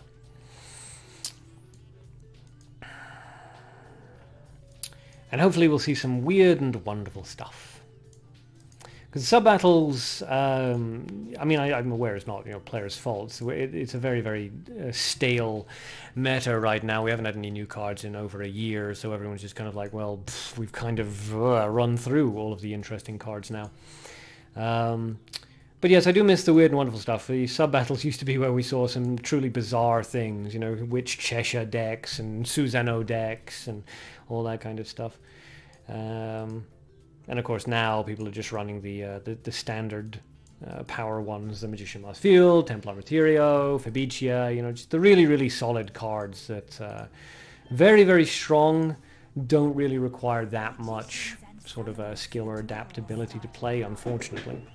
Yeah, it's not a comment on the players, it's a comment on the meta. It's far too stale. We need new cards, ones that aren't locked behind a $60 goddamn paywall. And Lonisam up at the top with 4 mutants, and the L hero Karma down at the bottom with 1 mutant, and the Bonoba hero. So, according to the League measurement of Victoritude, Elonisama wins immediately, because she has more mutants.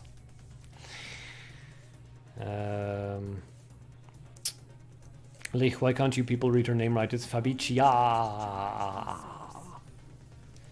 Because that's generally what people scream when she appears. It's Fabicia, and then they get savaged by a leopard, and it's ah!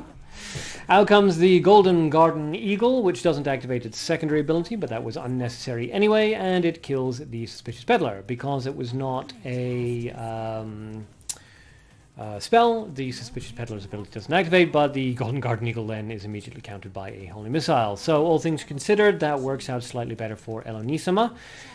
Both players operating at more or less the same resources, HP and experience level at this point. Kadir's Baby Bird, we're going to have to assume that that's going to be the cute baby bird into a light Kadir monster bird mutant. Again, fairly standard. Evil Bard, I love Susano so much. I know, so nice, so cool. I love Susano. It's a shame that he's not as viable. I mean, he was never like hyper viable, but he used to be, strong, definitely strong. I mean, I made a video about it, and I spent like the entire video just going, eee! Susano! Yeah, it's a shame he doesn't really have the opportunity to shine these days. There's Jane, so if Elonisama has a Summon Dead, now would be an excellent time to use it. Kengi, I miss old days. The true original players left the game. A lot of them did, certainly. Again, the current meta and the booster packs and things don't really lend themselves to an awful lot of original play. Most of the original decks and things we've already seen, because we're just using the same cards that we've seen for the last like 14 months. So it's very difficult to create something like that that's truly original. But yes, we don't really see Whippy around so much. I know he's still around, we don't see him around as much. He always had the weirdest cards and decks. Moth used to bring out some weird stuff, generally like Cheshire cat decks. Those were always a lot of fun. We used to see a lot more originality. But again, that's back when we were actually getting more cards in.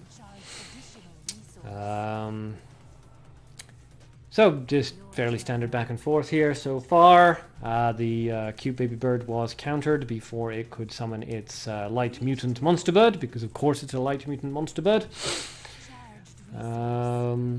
Jane is remaining unfazed, so you have to assume that Elonisama doesn't have... Okay, so the Allurin does actually activate her ability before Jane pushes her out of the way, so that is Jane going to be dead now. No Summon Dead or even a Devil's Lie or something on Elonisama's side, which is quite interesting. Light Paralyzer Allurin, which is always intriguing to see. Flame Mission comes out, that's going to take care of the Allurin and the Elephant, so that's a decent resource trade there. Both players still, of course, working on more or less the same resources. Karma taking a 9 HP lead there. Golden Garden Cat comes out, Elonisama is going to need to answer that, otherwise it's going to start generating light resources, because Karma's gold is where it needs to be. Fireball comes out, down goes the Golden Garden Cat. Elonisama goes for a charge on the second action, and probably a charge, yep, a charge on the third. It's not balancing out too well. She's probably wishing that one at least of those would have gone into mana.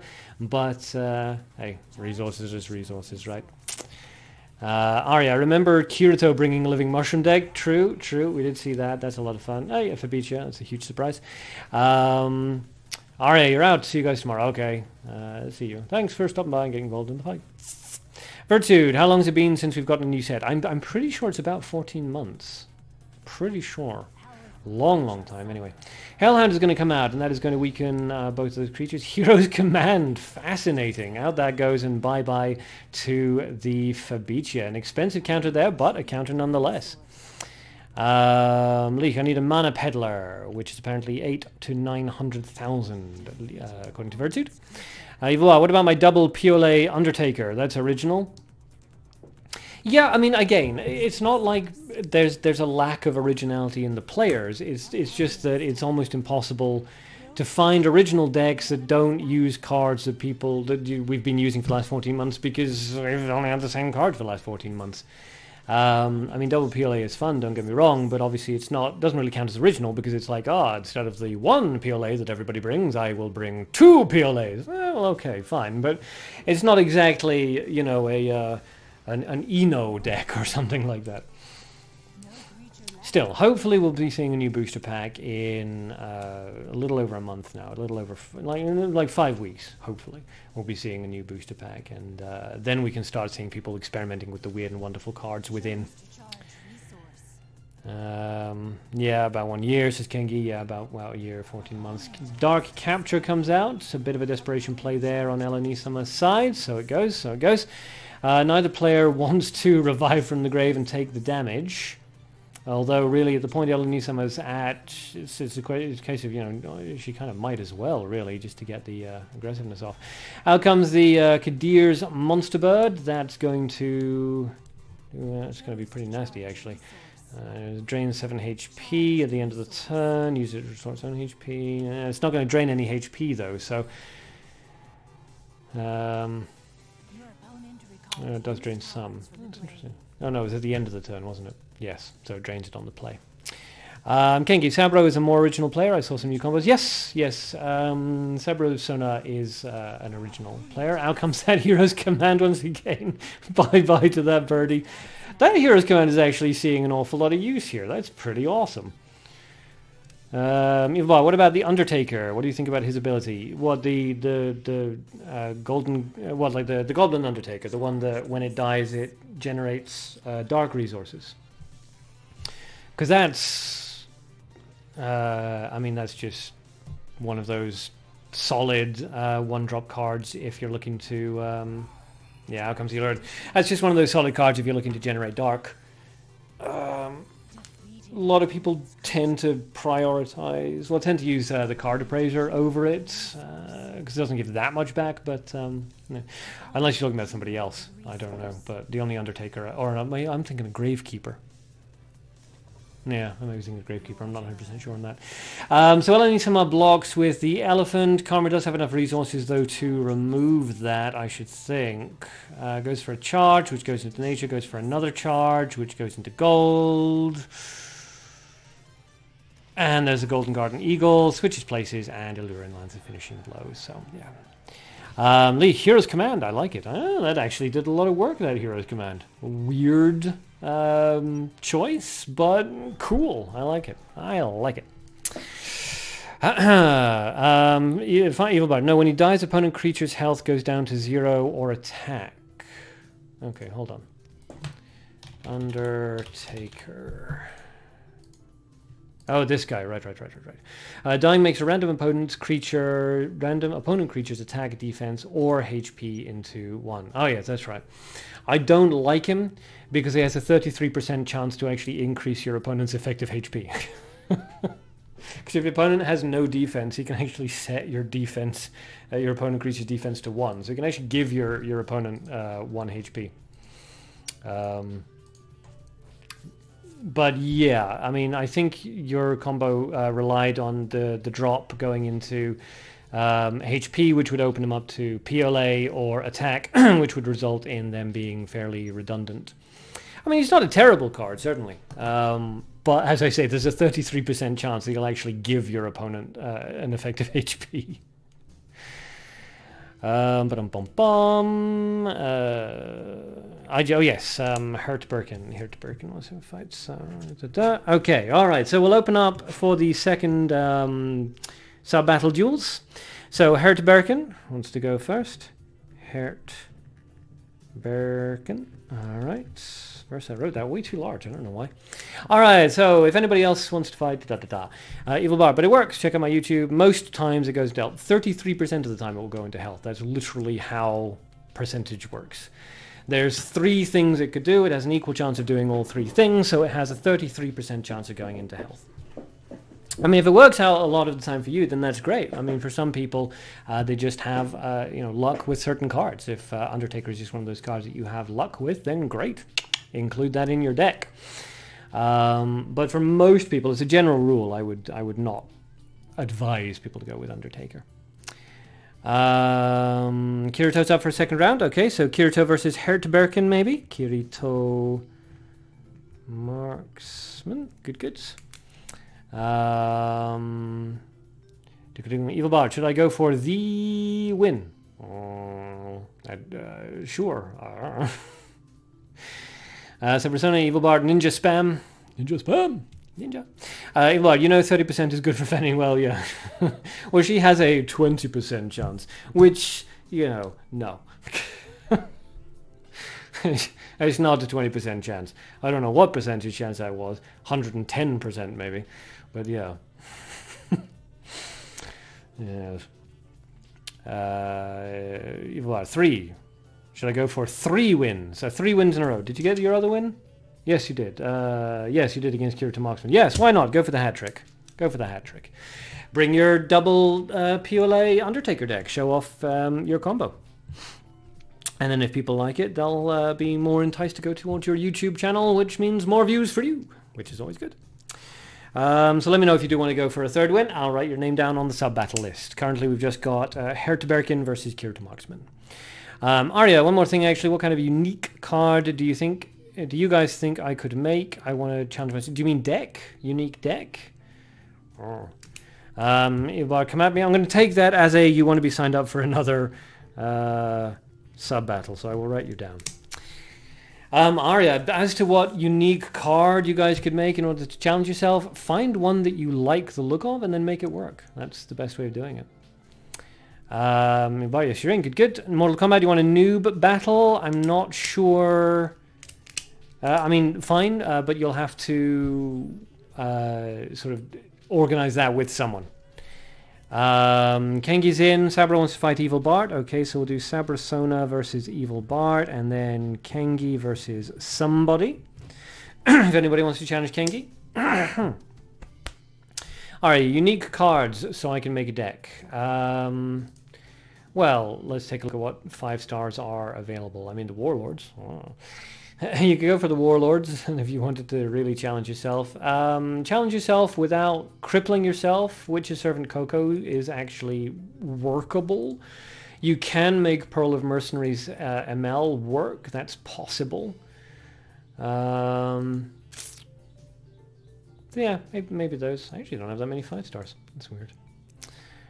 Kengi, I can do a newbie battle too. Okay, well, how about Kengi versus Mortal Kombat then? And you guys can have a newbie fight. So, Mortal Kombat, and I'll just put noob in brackets there. Okay, so Kengi versus Mortal Kombat are going to do a newbie fight. That means run newbie decks, okay? So don't run any, Fabiches, Materios, Cute Baby Birds, all this kind of stuff. Just run newbie stuff. Stuff that a new player would have access to and would probably decide to play. Evil Bard, you think you can undo me? Sabro, I know your move. Alright, you've already done those. Wait, I'll send you the deck code. Okay. Mortal Kombat OMG, yeah. You're going up against a legend, but it's going to be, noob decks. So, go for something crazy and weird and fun, Kengi. Show off some originality, some imagination. Let's get away from the Magician, Mass Field, Fabricia, Materio, etc. combo, the stuff that you see in every thing. The sub-battles are supposed to be a place where you try fun stuff. It's not about winning, it's about trying things that you don't see in Ranked, just so that people who are bored of the stale meta in Ranked can come onto the sub-battles and just have some fun with some weird shit. Like Leek with his share deck, which is a lot of fun. Hardbergen, who's first? Okay, hold on. So H is so Hardbergen first. Nope. Okay, Kirito Moxman, send the battle request. Kirito Moxman, send the battle request. Bart, he'll probably go full aggro. Who? Kingy? Yeah, probably, possibly. Don't go full aggro because full aggro is not a newbie deck. Sabrasona, I want to try a newbie deck too. Okay, well I can put you down for a newbie thing. So let's say Sabro can also be put down for a newbie, and we'll do in things. So find somebody who wants to fight you with a newbie deck, Sabrasona, and not transitioning yet. No, and I'll write them down.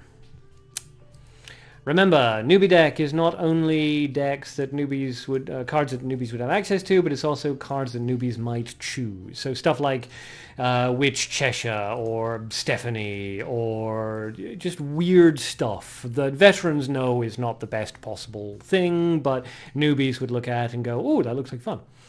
So just go for something weird and wonderful. Witch Cheshire decks or Shadow Vampire decks, weird stuff like that. I say Shadow Vampire decks, it's actually workable. Anyway, Herdbergen up at the top, 2 mutants, and the L hero skull down at the bottom with no mutants. And, or skull down the bottom, Kirito down at the bottom with no mutants and the skull hero. Looks like we're going to see the Living Mushroom deck again. Woohoo! Aria, it's 601F29B for Coco, and that for ML. Okay, fair enough. Eric, I'm up for newbie then. Okay, so Eric can fight Sabrasona with a newbie deck. There you go.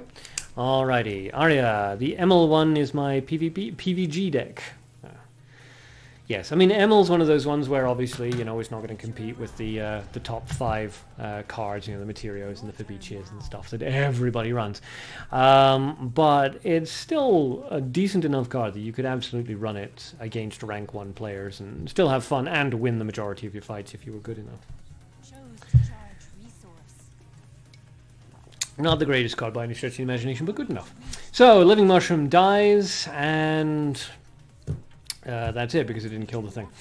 Kirito Moxman levels up. Herdbergen taking the lead in terms of experience. Both players running the same at the same HP and more or less the same resources as well. Herdbergen, of course, going to get 6 damage off onto Kirito Moxman. Out comes the Undine Core. Is that -1? Yeah, -1 Undine Core. Interesting choice there. Because that does actually put it within kill range of the normal removal spells. Normal Undine, of course, is... well, there he goes. Which would have killed it anyway, I think. Normal Undine is considered better because at level 2, she actually resists a lot. She meets a couple of breakpoints, but the -1 variant, of course, does not, as far as I'm aware. Still, Flame Mission shuts that down. That's still 6 damage out onto on Herdbergen's side of the field, which is going to be tricky for Kirito Moxman. Herdbergen bringing out an aggressive elephant, so quite sort of a semi-aggro deck here with the Black Spirits, the Elephants, the Goblin Shredders, the Undine there for some of the control, which is really piling on the offensive pressure here. MWMRN, does somebody have any list with good decks? There's no sort of central website or anything like that which have good decks in it. But if you go onto the Discord, which I have linked in the chat, people will be able to provide you with a whole bunch of deck codes there for whatever cards you may want. Alright, so Herdbergen still got 2 creatures out onto the field.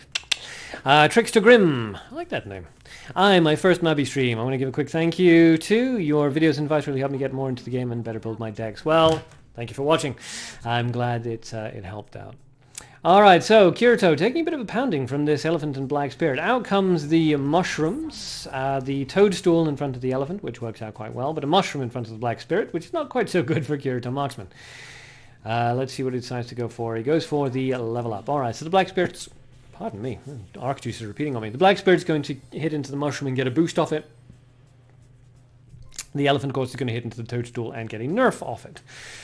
Fireball comes out in front of the toadstool, so the elephant doesn't really... elephant's not going to get a nerf off it. Wah, wah. MW, thanks. Yep, no problem. As I say, stop by the Discord if you can. That's where everybody's the most active. You can get a lot of help with price checks, deck codes, advice on cards and synergies and things like that there. Everybody's welcome, of course, if you're lurking. Out comes Ignis. Kirito Marksman taking our words to heart about going for original decks here. Bringing out Ignis at level 3. It has 3 energy. Attacks opponent in front again at the end of the turn. So it is actually going to kill that black spirit, I should think, at the end of this turn. Yep, there it goes. Bingo bango. The toadstools and the mushrooms face off against one another, and the Dragon's Guardian goes down, of course, in front of the elephant. Out comes my Natsume, which is going to kill the Dragon's Guardian because it died to an ability. The Dragon's Guardian's ability does not activate, and that elephant continues to be able to get his damage off. Good lord, that elephant. Alright, so Ignis is going to kill the Mai Natsume with her attack and her ability all together. Kirito Marksman really got to deal with that elephant now. Not doing too well for resources, although neither is Hurtberken really with the gold and the mana. More than enough nature though. We see a lot of the... oh, out comes the Mai Natsume. Interesting. So that's going to block the elephant as well as continue to deal damage. Yep, deals 12 damage at the end of every turn. Kirito Marksman. Oops, my prediction was off. Arya, that's how I train, by joining the Discord channel. Well, it's a good play. It is, as far as I'm aware, the most active Mabinogi Duel Discord server at the moment. There is one that was set up, an unofficial one that was set up ages ago, but it's unfortunately quite dead, which is a shame. So a mana arrow of revenge comes out into Kirito Marksman, and down he goes. So congratulations to Herdeberg in there for the victory. Well played to Kirito Marksman. And I think Arcadean's seal of enjoyment in that one goes to Kirito Marksman for trying some weird stuff. That's what we like to see. Evilbot was gonna say you should capture her, then boom, lol. Yes, you and Kirito Marksman is on the same wavelength. Yeah. Okay, next up is Evil Bart versus Sabrosona. Evil Bart versus Sabrosona. And then after that, we've got 2 noob fights. Kingi versus Mortal Kombat and Sabrosona versus Eric Daniels. So, let's go for the spin. Alphabetical, so Evil Bart face forward. That's facing exactly sideways. Spin the duck, spin the duck. Okay, so it's facing this way, which we said was alphabetical. So Sabrosona. Elonisama, please send a battle request to Evil Bart. Elonisama to Evilbot. Let's see if Evilbot can make this his hat trick. Pretty sure this will be the third one, won't it? Yes, this will be the third one. So let's see if you can go for the hat trick. You're on a roll today, buddy. You're on a roll. Ham and cheese roll. Making myself hungry. Alright, so Evilbot and Elonisama are both online.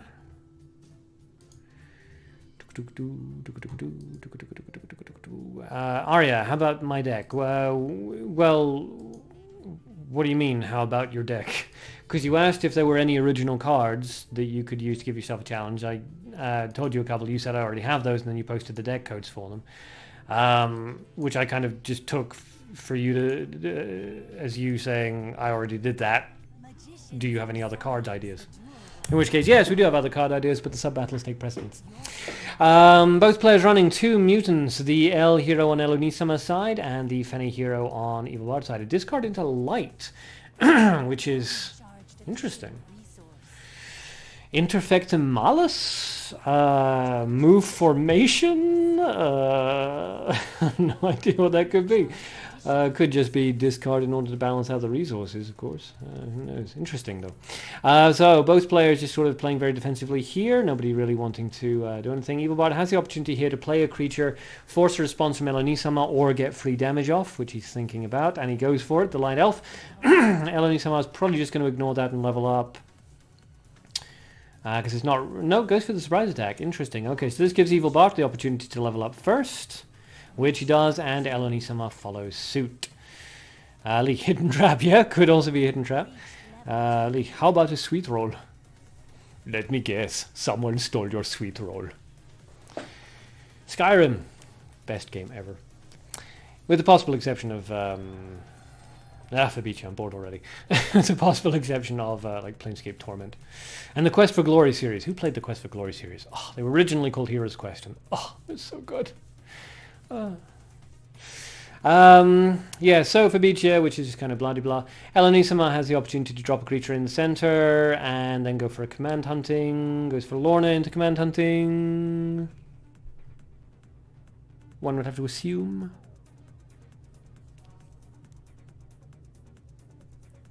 Maybe not. I mean, you would assume command hunting, because you don't want Fabicia to continually summon those bloody leopards.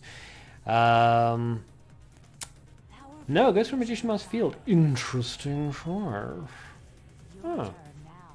Not really sure about that, but Elonisama is, of course, an excellent player, so we have to assume that she has a plan. Leek, too bad the battle mechanics in Skyrim are a bit clunky like in all TES games. Yes, but thank God for Nexus.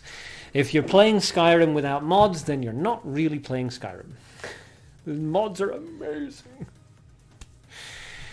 Kengi, why Fabicia always is getting boring? Because Fabicia is just one of the top 5 most powerful cards in the game right now, and everybody who wants to win uses Fabicia. And Materio, Lilith, Magician Mask Field, and to a certain extent Cute Baby Bird into a light mutant monster bird. But yes. Yes, everybody's doing it. So I'm looking forward to these newbie battles. We're hopefully going to see something with a little bit more joie de vivre. Sebrasona, command hunting can't kill Fabicia level 2. Can't it? Interesting. Oh, 17, yes, and the command hunting does, what, 16 at level 2. Well, Fabicia is even more bullshit than I thought then. Lee, yes, mods are great. They are so good. Oh, so good. You get all kinds of mods as well. It's amazing. I mean, you got the Nexus has just all the best sort of mods in terms of graphics and general mechanic upgrades and so on and so forth. And then there are other mods that other websites provide mods that turn Skyrim into like this complete anime thing. Then there are other mods that completely override Skyrim with completely new NPCs, completely new locations, completely new quests. There's another mod that has recreated Oblivion in Skyrim, which is fantastic. There's another mod website where it's basically all porn mods. It's like, wow, you could literally spend a lifetime playing Skyrim. The mod's just still being made. It's fantastic. Command Hunting does 18 at level 2. Really? Well, then it should kill Fabicia at level 2, because Fabicia has 17, doesn't she? Never mind, Zebra. Yeah. See, I just sort of automatically assumed I'm wrong there, but I wasn't wrong. I was right. Damn you, Zebra. Damn you. I was pretty sure.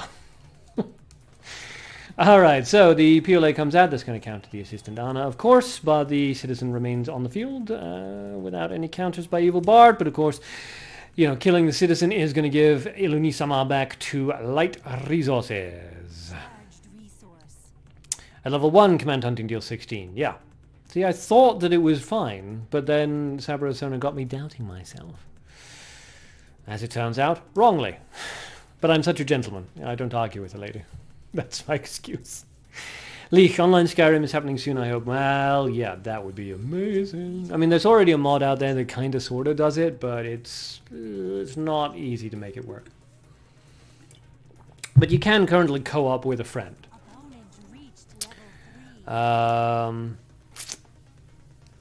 Leech, the mod. Yeah, I mean, as far as I'm aware, the co-op online mod is functioning. But the massively multiplayer mod, yeah, that's still a ways away. Kengi, command hunting is best removal. It can kill anything. Well, not anything, because it can't kill a buffed up Gumio, whatever her name is, as well as a couple of other things. But yeah, it can kill almost anything. It's an amazing removal spell. Definitely one of the top staples there. So Holy Missile into Piole, one would have to assume. Yep.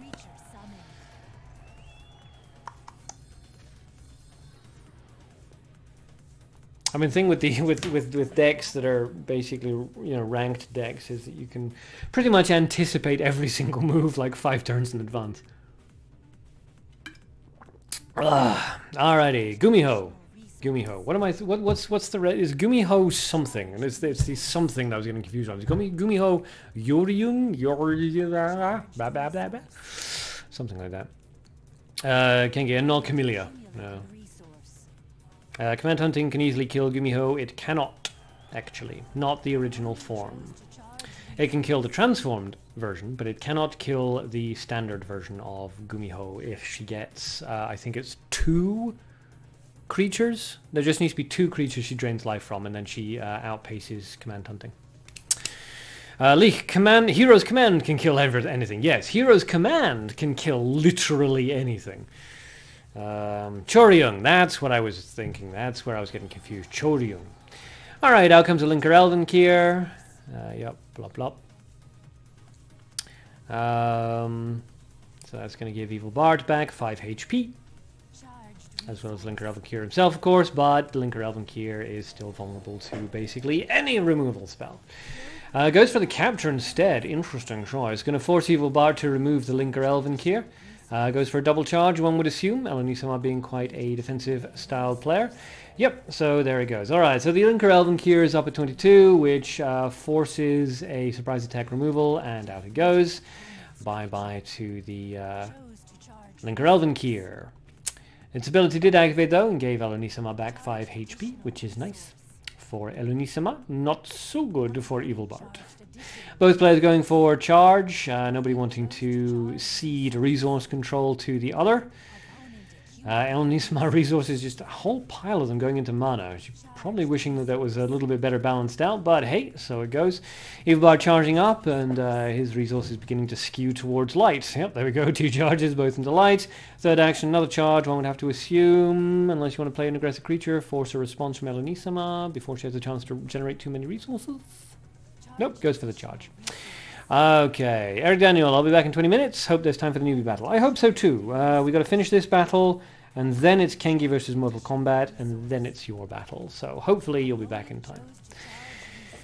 MWMRN, I'm new here. Why aren't you playing and only watching sub games? I do fight people who want to challenge me, but I prefer sub battles because people can see my decks and my battle style just by watching my videos.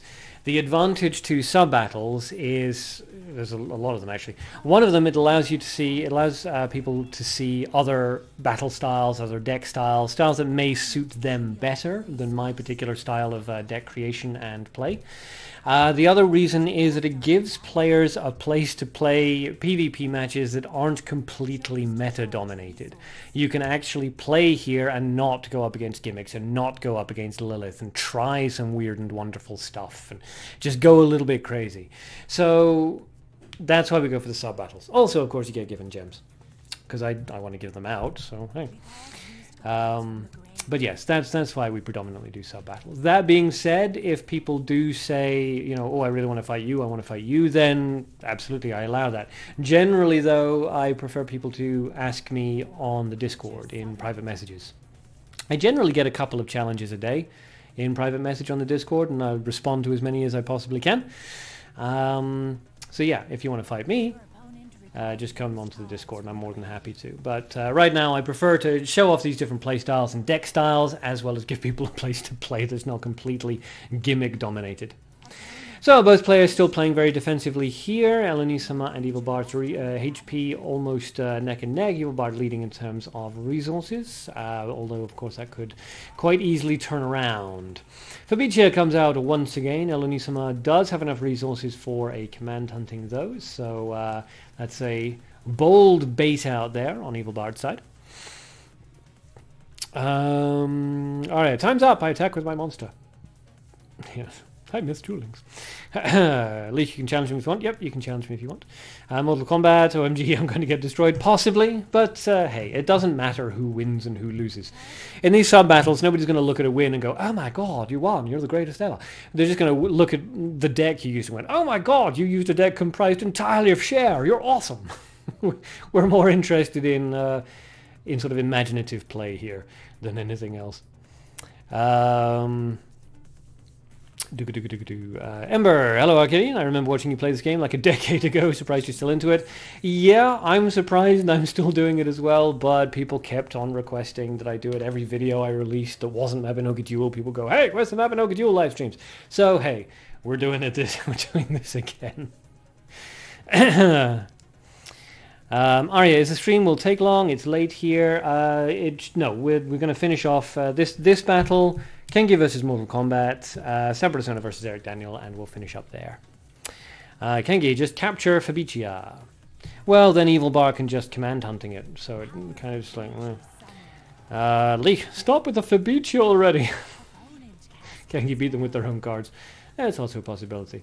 But the PLA into Mukro El Gesco onto the Fabicia is a cheaper play than capture and doesn't open you up for retaliatory... sort of, well, even Linker Elvengear or something at this point. Well, not Linker Elvengear, that would be a bad idea, but, you know, command hunting into the Fabicia. So, a Mana Magician Mass Field, which is a nice version of the Mass Field, because, of course, it resists the Holy Missile that the base version is vulnerable to. So, and then he died. So, Evil Bard's turn. Now comes the Master Templar Materia. I don't think anybody was really surprised there. Leek, the Lusalka deck, though. Yes. Do you want me to build the Lusalka deck on stream just before we finish up? Because I can do that, actually.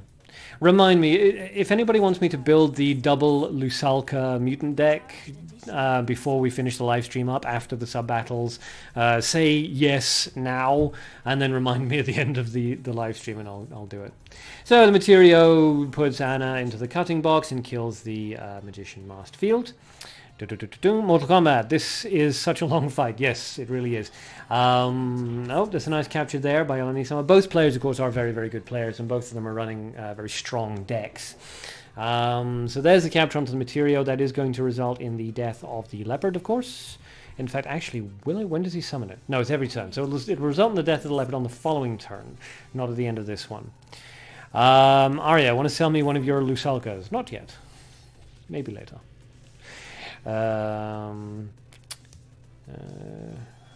Trickster Grim, yes! Vert said yes. Did he? I didn't hear him. Unless you're sitting next to him in real life.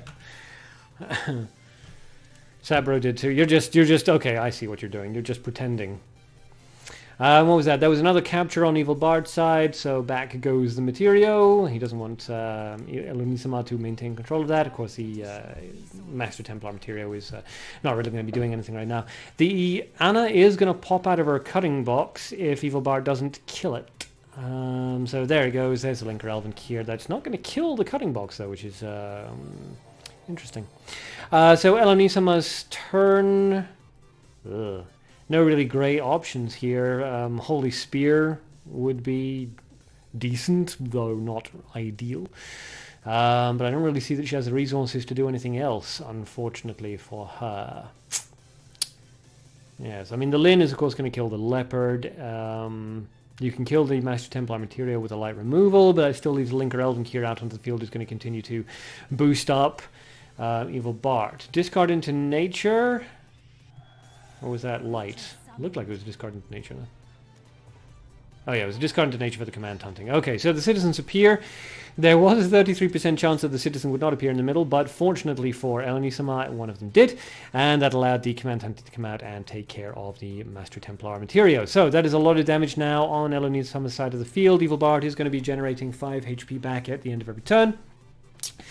But Linker Elvengear is going to be fairly easy to remove. Although again, Elunisama's resources 200. Leek, I'm not pretending. Well, maybe a bit. Yes. You mean Trickster is Vert's other account or something? No, he doesn't mean that. He was just lying. Trickster Grim, though. I do like that username. Kudos. So Evil Bard is thinking about it. I mean, that's 17 damage that he's facing down the barrel. Of course, it does even out to 12 damage when you take into account Linker Elven Kier's regenerative capabilities. A discard into light for a surprise attack. One would have to assume Holy Missile into Lin. There we go. Okay, so that takes 17 damage down to 10, which is much more manageable, especially since, again, you're going to be losing 5 off that because of Linker Elven Kier's ability to heal itself up. Elonisama with only 3/1/1 at the beginning of her next turn is almost certainly not going to have anything there to kill the Linker. A very aggressive Golden Bomb Squad there on against Elonisama, so that's problematic. No real resources here, although that charge into mana, double charge into mana, possibly a Firebolt. Nope, nothing. Okay, just going to let that go. Evil Bard can't... Yes, Evil Bard can't use an Hour of Revenge, but it's not necessary. All he has to do now is use a removal spell on the assistant Anna. She will die because Magician Master Field is not on the field, and then between them, Linker Elven Kier and the Golden Bomb Squad will deal fatal damage. Leech, I like creative stuff like this. Deck Coat, No Fabricia, Materio, etc. I'm not really sure what's in there, but I assume that it's good. Virtude, what's going on? What's going on is that Leech is using you like a ventriloquist dummy. Virtude, I just made a new deck. Can I duel? I don't think so. I think we're kind of out of time. We've got Kengi versus Mortal Kombat, then Saprasona versus Eric Daniel. And then a couple of people have asked if I can... Really, no removal. Interesting. Then a couple of people have asked if I can quickly put together a double Lusalka deck before the live stream's over, and we're already at the 2 hours. So if the next 2 fights are done really, really quickly, and if everybody agrees... then maybe we can... Oh, that's a very nice Ice Spear. That's perfect HP for the PLA. Then we might be able to squeeze a fight for you in, but I don't think so. I think we may need to wait until Friday. So, 10 damage facing down Evil Bart, who is now in a bit of an awkward situation here, having strongly committed to the Golden Bomb Squad and whatnot. Discards into gold. I assume we're about to see, what, a leopard or something coming out? Does he have an extra one? I seem to remember an extra one. Yeah, there's the leopard. And there's the leopard. Okay. Again, the advantage when playing against decks that are like this is that you can pretty much predict them without too much difficulty. So a discard into light, we're going to see, I assume, a surprise attack. Yep, there it goes. Down goes the leopard, and that is now fatal damage on the board against Evil Bard. Evil Bard now does have the opportunity to remove one of those and stay alive, but then he's still got to face down the citizen on the next one. Kengi, Mortal Kombat IDN is noob. Yes, N-O-0-B, as Arya has mentioned. Yep, yep. Virtue sound good. Okay. Yeah, I mean, I wish we could guarantee you a spot in the sub-battles, but hopefully, but maybe not. Okay. Alright, so Evil Bard goes for a charge on the first action. Charge on the second, he may be going for a sportsmanlike finish, or he may go for a removal. Drum roll, please. I don't know what his grave cost is on each of his cards, you see, so I don't know what he can actually play at this point. No, goes for the charge. Okay, wow. Alright, Fenning's ability may, of course, still activate here, so Elonisama cannot be too lackadaisical about this. She's doing a good job, so she's confident that Fenning's ability is not going to activate. Let's find out.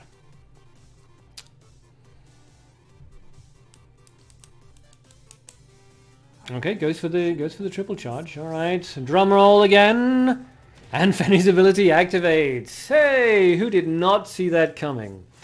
Wah wah wah. Alrighty. It's blank. Arc, do you have an extra closure Kitai I can buy? I don't think so.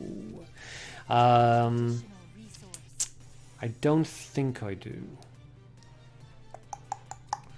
But try to remind me and I will double check. Virtue 20%, by the way. Yes. Yes. Out comes a PLA. That's going to kill the citizen and drop some light resources into Eleni Sama's pool. So, Eleni Sama, she could play some aggressive creatures here in order to keep Evil Bart on a reactive footing, but looks like she may be deciding just to go for a pure charge. Yeah, goes for a triple charge. Once again, the citizen tries, and this time Fendy's ability does not activate, and Evil Bart goes down. Wow, that was a hell of a fight. A real knockabout grudge match, that one. That lasted ages. Okay, so unfortunately for Evil Bart, didn't quite manage to get the hat trick. Nevertheless, did manage to get 2 wins out of the 3, which is damn good going. And congratulations to Sabrosona there as well. So next up is Kengi versus Mortal Kombat. Kengi versus Mortal Kombat. So where's my duck? Here it is. Mortal Kombat. I'm nervous. Don't be nervous. It's nobody's judging. Just have fun with it. That's so. The duck fell off the desk. Just have fun with it. Okay, facing away. So what is it? It's Noob and it's Kengi. So Kengi alphabetical face forward. So Noob. Noob, please send a battle request to Kengi. Kengi, I like those long battles. It sounds like sarcasm. Yep, looks like the transition's begun already. I'm not entirely sure they waited for the duck spin. Oh, never mind. Alright, so hopefully we're going to see something weird and wonderful. We fight, yes. Alright, Kengi up at the top with no mutants, Noob down the bottom with a single mutant. Kengi using the L hero, Noob using the Castiff hero. So, looks like what? Noob begins, goes for the charge, playing it defensively and control-y. Kengi discards Nature into the grave, interesting, so we have to assume Ambush Vine, failing that we assume Hidden Spider, failing that we assume Cocoon Trap. Evil Bart, damn, I wasn't expecting those surprising cards at the end. They were so surprising. Amazing comeback. Graceful in defeat. Evil Bart, that's what we like to see. Skeleton comes out on Kengi's side. It's been a while since we've seen Skeleton. Such a staple for the longest time, and now it's kind of fallen out of favor.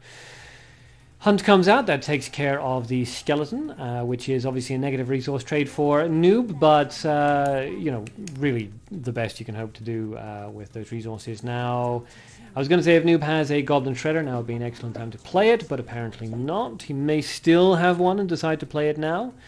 Let's see. Leech Mist is always an option too. Yes, I mean there are a bunch of things that it could be. It could even be that Phoenix Retenji card theoretically, but there it is, Ambush Vine.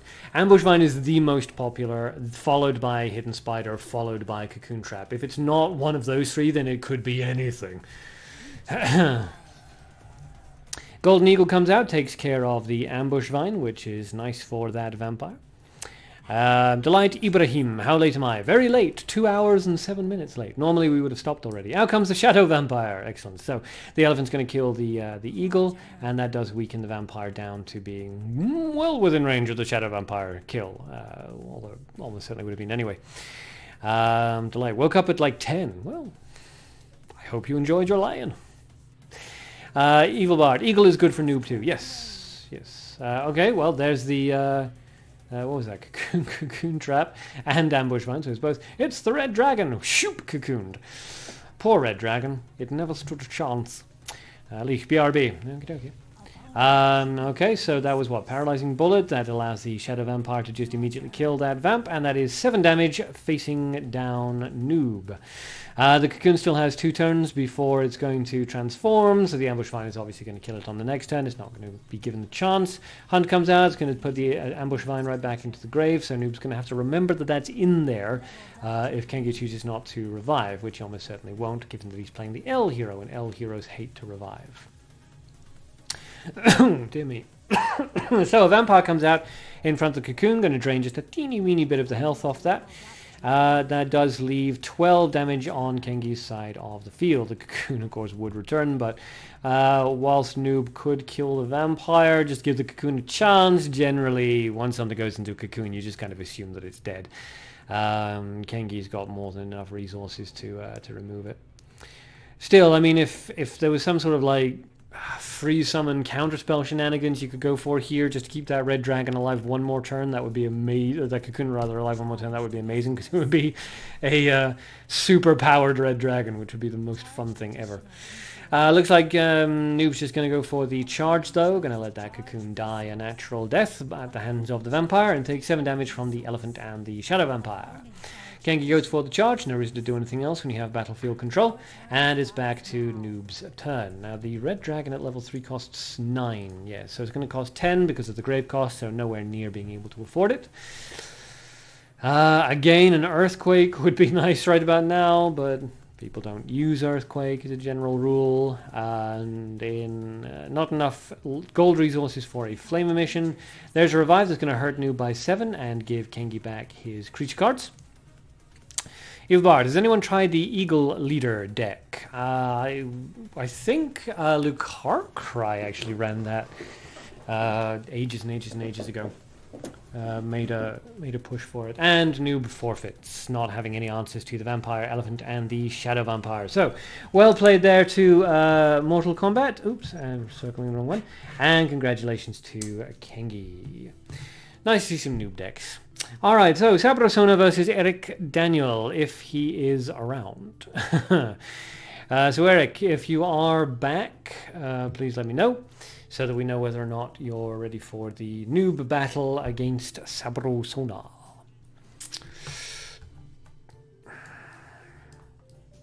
While we're waiting, actually, for the response.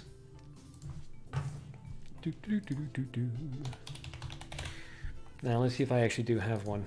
I do. Hey, I have 5, in fact, normal Spirit of Seduction, Lusaka. Okie dokie. So we're going to go with that. We're going to go with that. There we go. Evil Bard, he should definitely have some AoE in his deck. Yes. Yes, AoE is a very valuable thing. Kengi, my deck was noob or not? It was heavy control, though. Yeah, your deck was noob enough. Yes. No issues with the noobiness of your deck. Oh yes, Ark, the closer Katai. I try to keep 5 of everything, so as I say, I'm pretty sure I don't have one to sell. I'm also seeing if I can... oh no, I do. I have like 13 of the bastards. Alright, that's fine then. I don't want to put it up immediately because people are almost certainly going to snipe it, but remind me on Discord and I'll pass it your way. Virtude, Eric left for like 20 minutes. Can I take a spot? You're going to like my new deck. Fair enough. Okay, look, if Sabrosona is okay with that, then yes. Virtude, bring your new deck, and you can fight Sabrosona. I bet he has Susano hiding. Susano! Alrighty.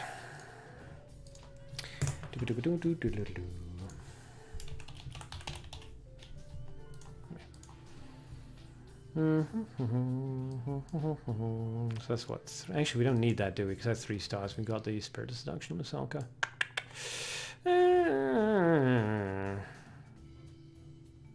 Yeah, I'll say. Yep, no problem. Virtude, when you say Sabro, so it isn't going to be a new battle. I assume not against Virtude. I assume he's going to be running something that's not. Oh, it is a new battle. Okay, fair enough then. So it is still a new battle. So bring your noob deck. If you want to fight him. Alright, let's look for some 0-star mutants. I got that the wrong way around. There we go. The Arrow of Revenge. Yep, that's a good choice.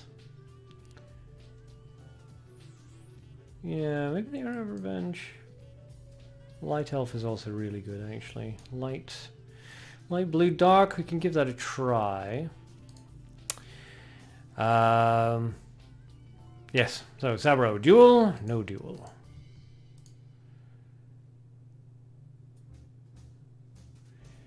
Sure. Okay, good. Right. So I'll potter away at that later. Let's see. So alphabetical. So face forward, Sabrosona. Oops, daisy. And yep, face forward, Sabrosona. Okay. So Elonisama, please send a battle request to Virtude when you are ready.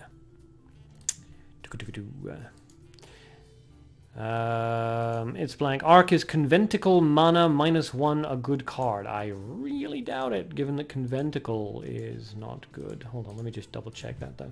Conventicle.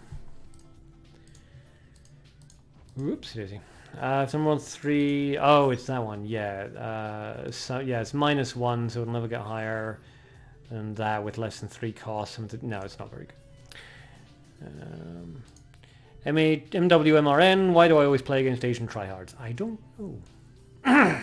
They're the ones that have the sort of focus, patience, and time to grind out the wins necessary to get into top 10. I miss the old arenas. I really do. They actually, you know, if somebody was in the top 10 in the old arenas, there was actually, you know, a lot of skill involved in it. It was less grindy because they limited the number of times you could play per day. So you couldn't just sit there grinding out win after win after win after win.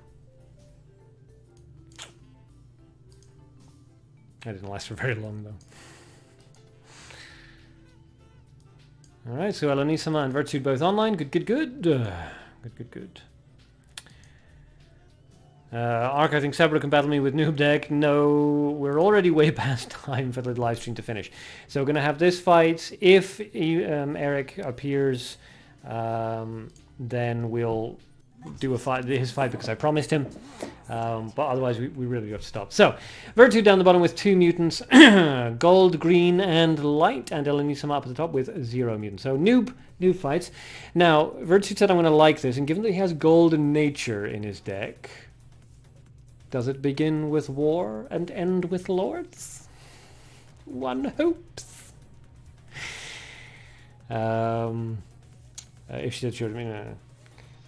Okay, so now comes the hunt that takes care of the elf, and the elf up at the top deals a little bit of damage. Eric Daniel, did I make it? You just missed it, but I did say that if you appeared before the end of this fight, you would still be allowed to fight Elanisama, so after this fight, you can fight Elanisama.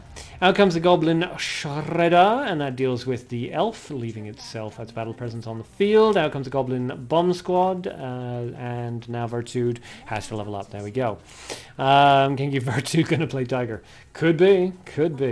Eric Daniel, newbie battles. Yes, so Elanisama and Virtude currently are doing a newbie battle, and then right after this one, if you're still ready to fight, you and Sabrosona can do a newbie battle. And then we really do have to stop. Alright, so Virtue charges up on his first action.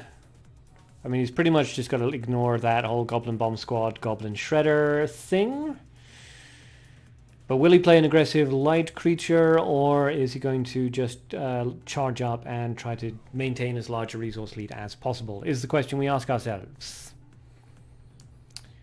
And the answer is going to play aggressively. So Light Elephant comes out on the far right-hand side. Light on the right. Blah, blah, blah. Kengi, me and Eric can do new battle. I mean, sure. If Eric agrees, he can fight you with a new battle. Otherwise, it'll be Sabrosona versus Eric. Mortal Kombat, I hate those counterspells. Yep, they can be a pain in the tuchus.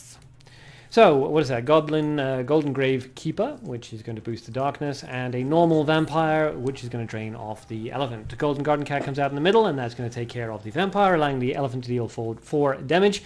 And and that ability will activate at the beginning of Virtue's next turn, because the gold goes into the resource pool before the Golden Garden Cat's ability is checked. At least that's the way it used to be. I have no reason to assume it's changed. Yep, there we go. So the Golden Garden Cat throws a bunch of light resources into Virtude's pool, and that is 8 damage going to come out onto Elanisama. Virtude taking a bit of a, I was going to say a nice lead there with the resources, but actually they're still fairly well balanced. Virtude with 4 more resources, more battlefield control. Let's see what it decides to go for here. Delight. Arc, when you get a chance, could you check my decks? Yes, remind me after this fight, and I will quickly double check those. Eric Daniel, there are rules or something. Just don't use any sort of like high-powered cards like Fabicia, Materio. Don't use any mutants that a newbie wouldn't have access to, like Light Elf, Light Elephant, that kind of thing, if you can at all avoid it. Just basically make it a deck using cards that A, a newbie would have access to, and B, a newbie would choose. So if there's a card that's like really, really good, but it's good in a very subtle way, a newbie wouldn't know to use that card, so don't use that card. Basically, just try to go for something fun and original and weird. Something that, wouldn't take you into top 10, but that's a lot of fun to pilot and, you can just enjoy using. Kenki Sabro will be tired. Let me have Eric, and I think Eric has agreed. Well, if Eric agrees, then yes, you can fight him. Delight, I've been winning most battles with them, but I feel like there are holes. Yep, no problem, no problem. So, Succubus, that's an excellent example of a newbie card, because newbies generally look at Succubuses and go, oh my god, that's amazing. Whereas in actual fact, of course, Succubuses are really, really bad. So, using a Succubus is super fun. So out comes the Succubus card in front of the Golden Garden Cat. It is Vertsuit's turn. That's 18 HP there, so the surprise attack coming out onto the Albi Stone Golem. Bye-bye to the Stone Golem. And away we go. Now, I have to say, Vertsuit said this was going to be a noob battle. It doesn't really feel like a noob deck. Golden Watcher of the Forest Genie, Light Elephant, Golden Garden Cat, Goblin Shredders, Command Huntings. I think Elonisama has entered into the spirit of this a little bit more than Vertsuit has. Eric, well, can I try a card? This seems really fun. I've never seen anyone use it. It's not really a good card. Yes, absolutely. I mean, the original point of sub battles, it's kind of lost its way a little bit over the last month or two. But the original point of the sub battles was to allow players a place to try out decks that were just fun, you know. So we'd see Susanoo decks, we'd see Phantom 9 decks, we'd see Eno decks, we'd see like snake splitting decks, we'd see all kinds of Mana Cheshire decks. We'd see a lot of weird and wonderful stuff, and that was part of the fun, you know. You could bring your decks into a PvP location and you knew that it was just fun was the aim of the game. Over the last month or two, though, people have just started bringing in their, you know, Fabricia, Materio, you know, Monster Birds, Magician Mask Field stuff. The focus seems to be on winning rather than trying weird stuff or having fun for the most part. A few people, obviously, have been trying some really weird stuff. Kiriso with his living mushrooms, Leech with his shares. But for the most part, we've kind of fallen into this unfortunate habit of, you know, playing to win rather than playing to have fun. So all of which is my long rambling way of saying, yes, absolutely, bring a card that you can have fun with. It doesn't matter if it's viable or not. So Succubus is going to be taking a bit of a beating there, but who knows, she's a Succubus, she may enjoy it. That is fatal damage out onto the board, though, on both the Watcher of the Forest Genie and the Goblin Bomb Squad side. Elonisama going for a double charge, possibly into a triple. Nope, Skeleton into where the Watcher of the Forest Genie was. So if Vertsuit can remove the Barbarian with a capture, then that's going to be fatal damage to Elonisama. But let's see. Eric Kengi wants to know if you want to duel him instead of Sabrosona. Mortal Kombat top players choose same cards over and over again. Some cards are impossible to get. Yes.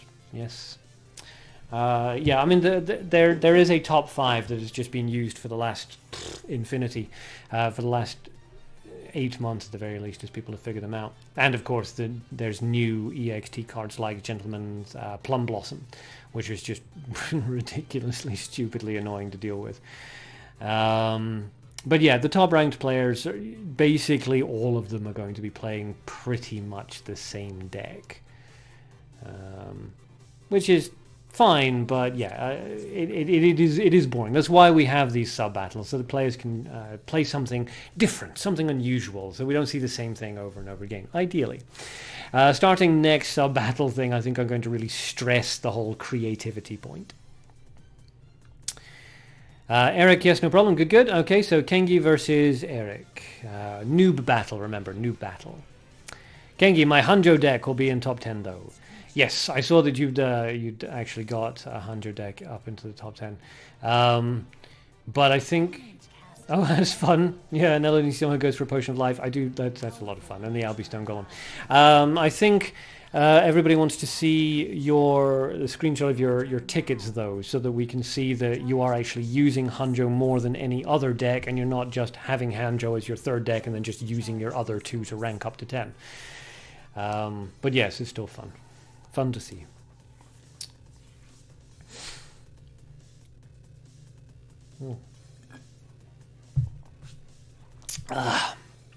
Okay. Vertsuit's turn. Once again, in a very strong position here, although Elonisama is managing to sort of chip away at this. Virtue said I was going to really enjoy his deck. And so far, I mean, it's nice. But I don't know why, in particular, I would really enjoy it. Is it because it has a cute Watcher of the Forest genie? Because she is a cutie. Ornate Cursed Doll comes out, and that's going to be in front of the elephant. That's, yeah, interesting. So it only has 19 effective HP, though, so Virtue could remove that with a Holy Missile. Let's see if he decides to.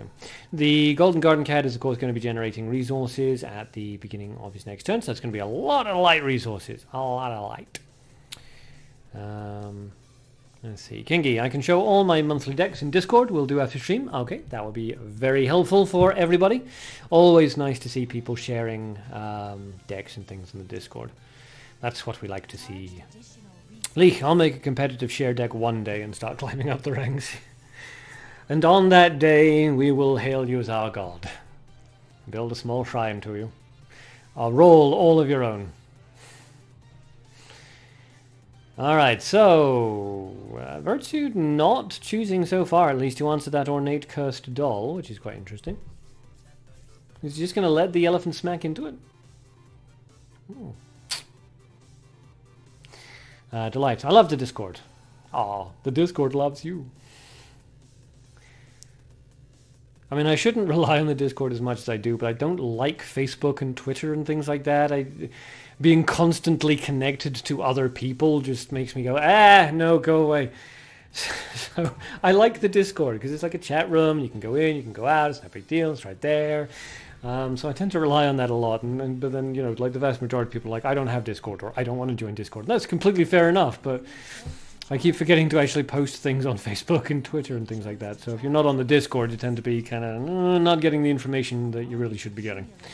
That looks like it's going to be fatal damage. Eleni-sama can't answer that Watcher of the Forest Genie. So that's going to be game. Trickster, I probably won't make it to top 10, I assume, but I beat a top deck with a Marionette Zad Falish deck, so pretty proud. Just building decks and trying new stuff. That's the way to go with it. I mean, it used to be...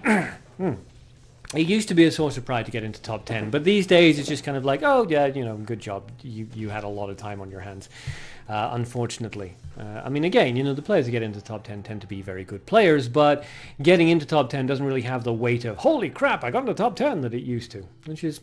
So, on the plus side of the, though, what that means is don't bother aiming for top 10. Just make decks that you have fun with. That's the key thing. If you're having fun, you're doing it right. So, congratulations to whoever that was. Virtue. Congratulations to Virtue there. Not really what I would classify as a newbie deck, I have to admit.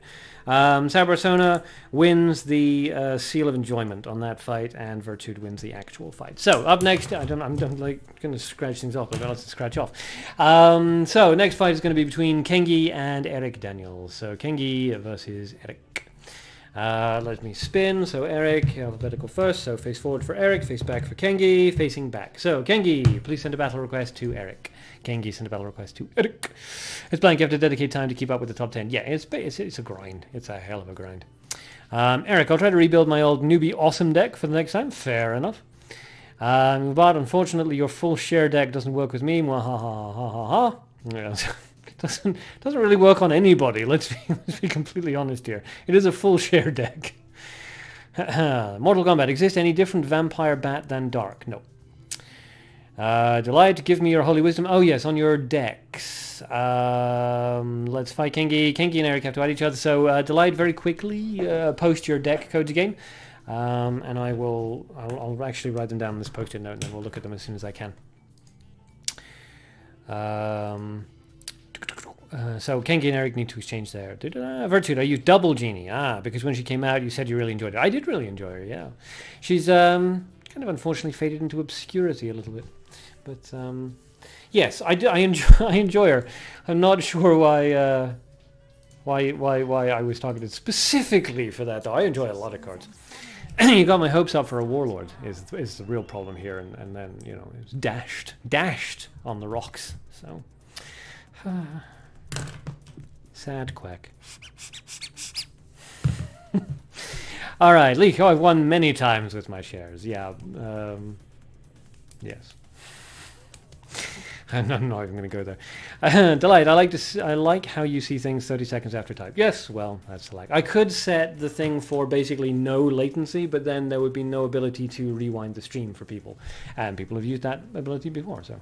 Hey, an inn comes out on Cloud side. Awesome. I have a special place in my heart for the inn, because it was the first time I ever got into top 10 in PvP. It was with an inn, Skeleton Knight, Grave Rat deck. Out comes the Nutira's Needle, that takes care of the Black Spirit, and the Elephant deals a little bit of chippy chip damage. The Inn activates its ability, but there's nobody to activate on, so it actually ends up doing nothing. Yes,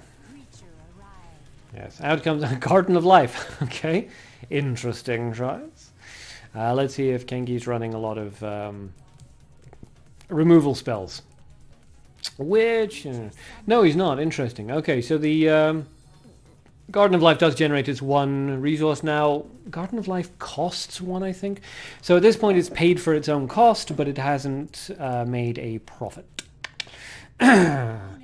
Leak, no, seriously, way more often than what I thought I would, than I thought it would. Grammar, you know, on Samurai Quack. I still do that, I apologize. But yeah, I mean, it's been... It's been like a year since I was teaching in Japan, and I still find myself correcting people's grammars. No, that's not the right syntax. Anyway, most have been against gimmicks, I think. Well, I mean, I can see how that would be. Raise summoning sign. Fantastic. So we're seeing some weird stuff. Alright, so a raise summoning sign comes out. Goodbye to the Shadow Vampire. That Garden of Life is going to continue to just generate resources unless Kengi decides to answer it. Neither player seems to want to level up. Out comes a Heavy Offering. That's going to be interesting because it is going to kill the Garden of Life and supercharge itself and kill the Hidden Spider. So if Cloud wants to, he can drop a secondary creature here and just continue to generate, just continue to build up that Demon Calamus.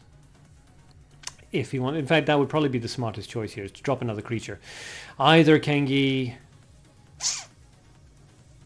I suppose Kengi could kill the creature. Now comes the Hidden Spider once again, bit of a drain, but it also gives Kengi 4. Demon Calamus is now, of course, going to disappear.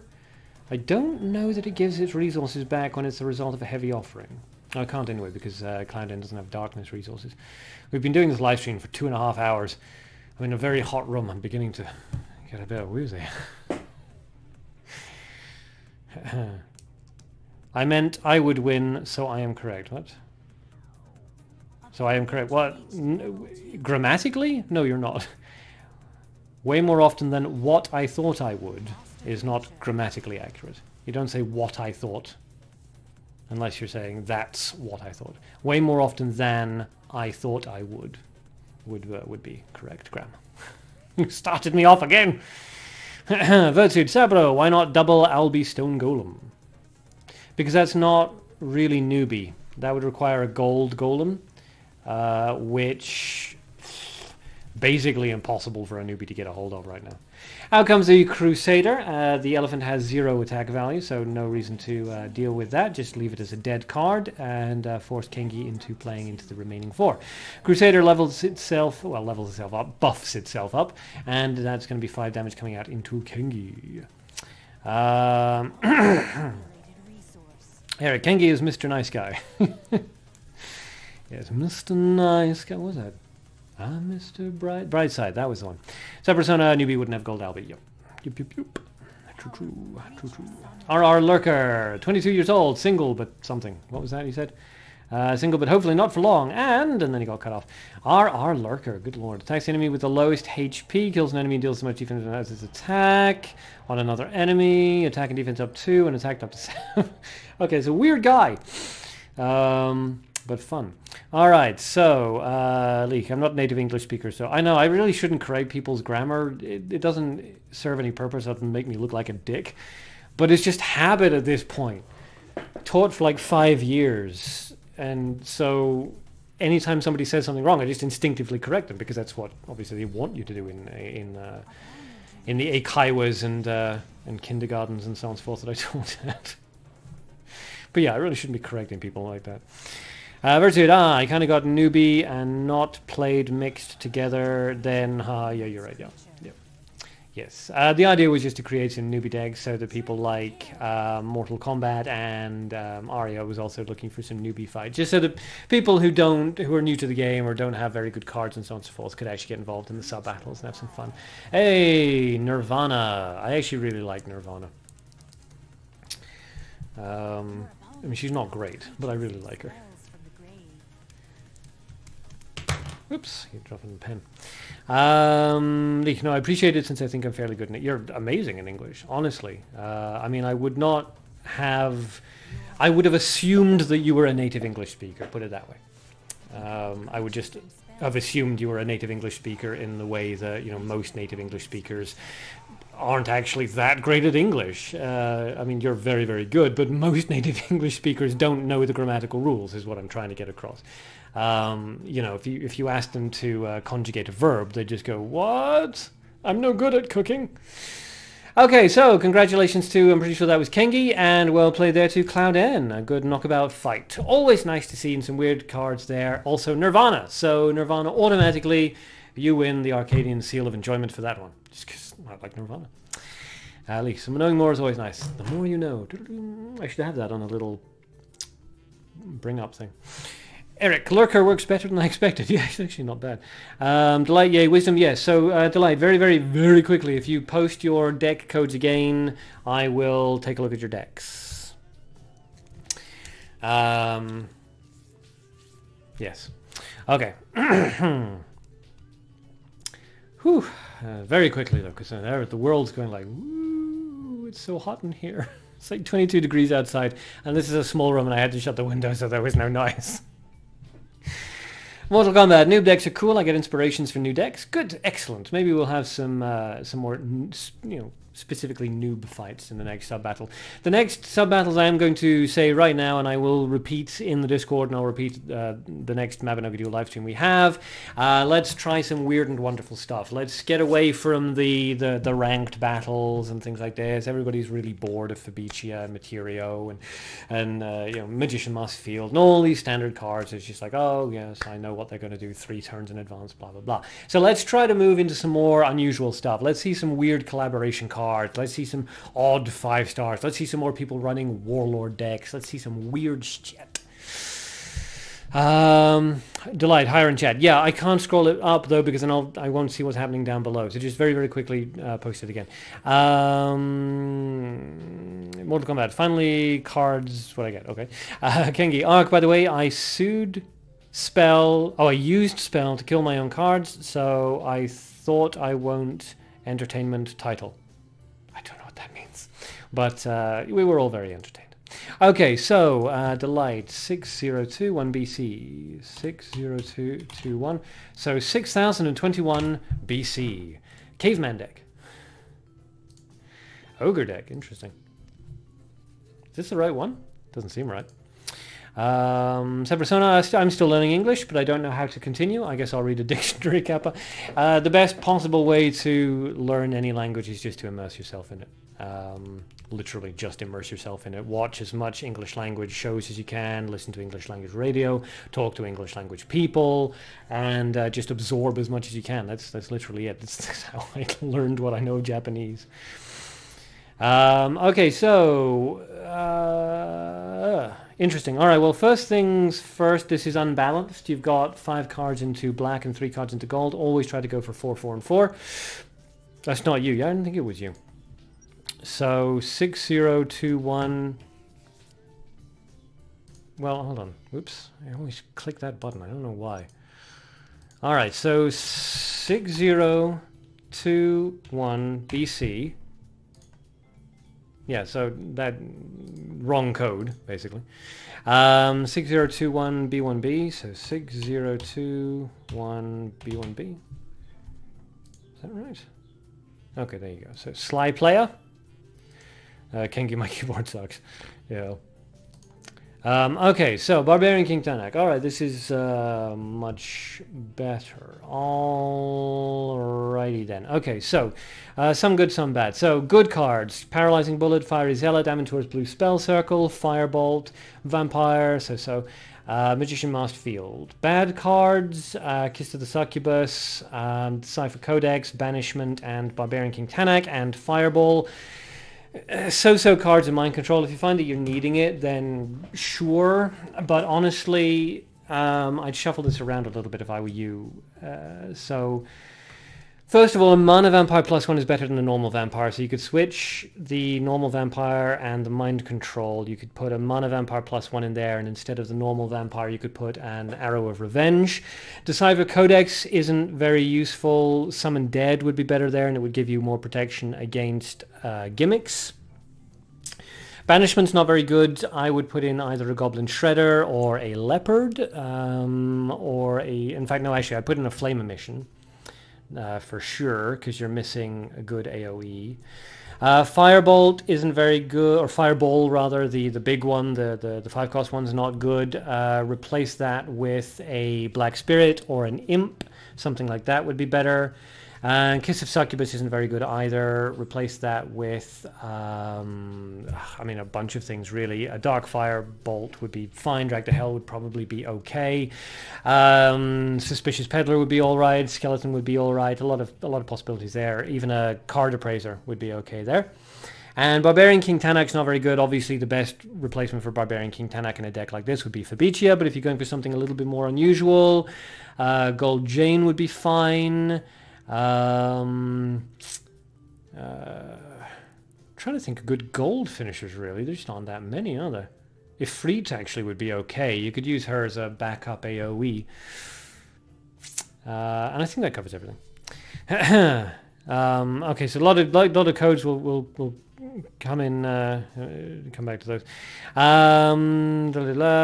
Leaf, by the way, is a test deck to let opponents steal and transfer Gumiho from a used Devil's Liner. Okie dokie.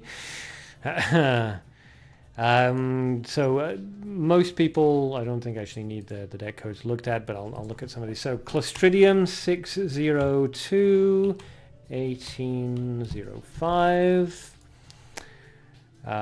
Save leak not like this. Yes. Evil Bard next live stream I'm using Susano deck. No one should have him but me. Delight, I'm hunting down these mutants now. I will stalk the shop. Yes, good. On the combat, Kengi, can you build ancient vampire deck for us for the next future fight?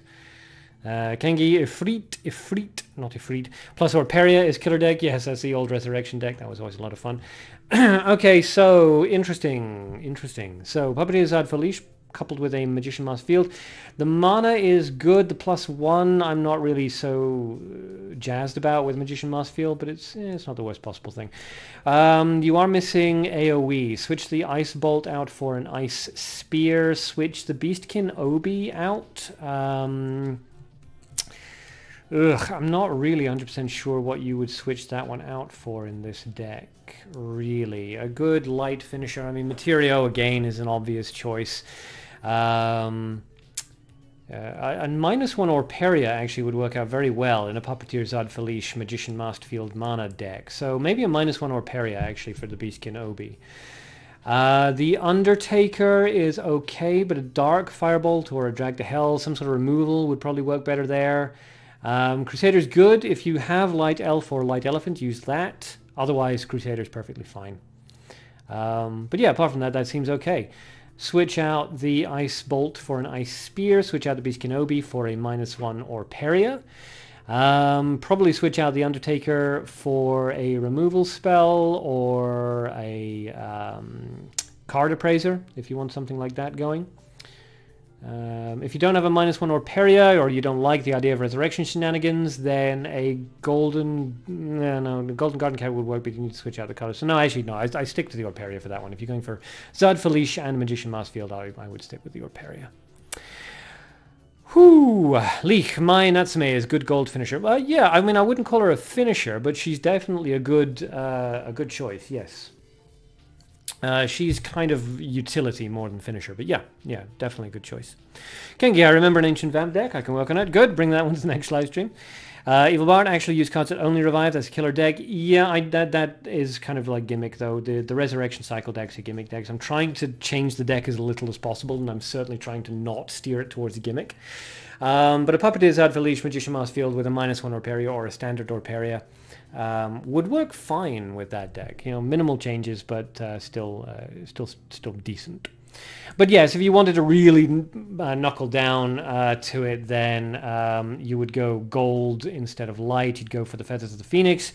You'd use a Dark or Peria -1, probably a Betrayal and a Ritual of Darkness as well. A bunch of stuff like that.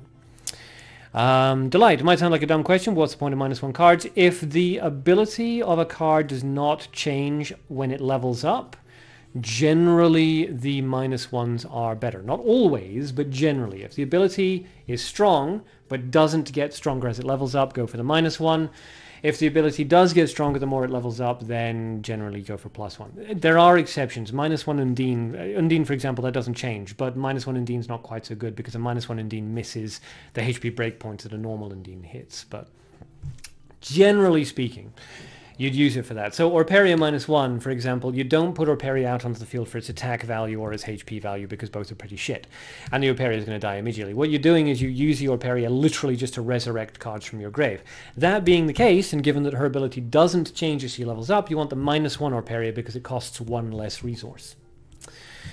Mortal Kombat, yeah, creature decks only. Vampires versus Beasts, we tried creature deck only live streams. That did not work out well. July, why not just use the original card? Well, as I say, because it costs less resources. Evil Bart, lol, when I first played, didn't know that when you discard, you gain resources. Yeah, I had to tell a lot of people that, because it's key when you're doing PvG. I mean, it's really useful to know for PvP as well, but when you're trying to get 10 win streaks in PvG, knowing that when you discard, you get resources is absolutely vital. But yeah, I don't think the game ever actually explains that to you. So, yeah. Mortal Kombat, goblins versus elves can be fun, creature play only. That would be fun, except the goblins have Goblin Shredder. Kengi, they coast more or coast less. So they're either they're less hardworking or they're more hardworking. Oh, Delight, interesting. I just sold a -1 Kiss of Succubus. You can sell anything. Collectors will buy anything. New players will buy a lot of stuff, especially the whales. You know, they'll come in, they'll drop $600, and then they'll just buy anything. Kengi, my mind isn't active. Yeah. Delight, Scubs, Succubus, Scrubs. I don't know. Evil Art, Infinite Citizen. Yes, also fun. Infinite Slap, also fun. Oh, Kiss of Succubus, yeah.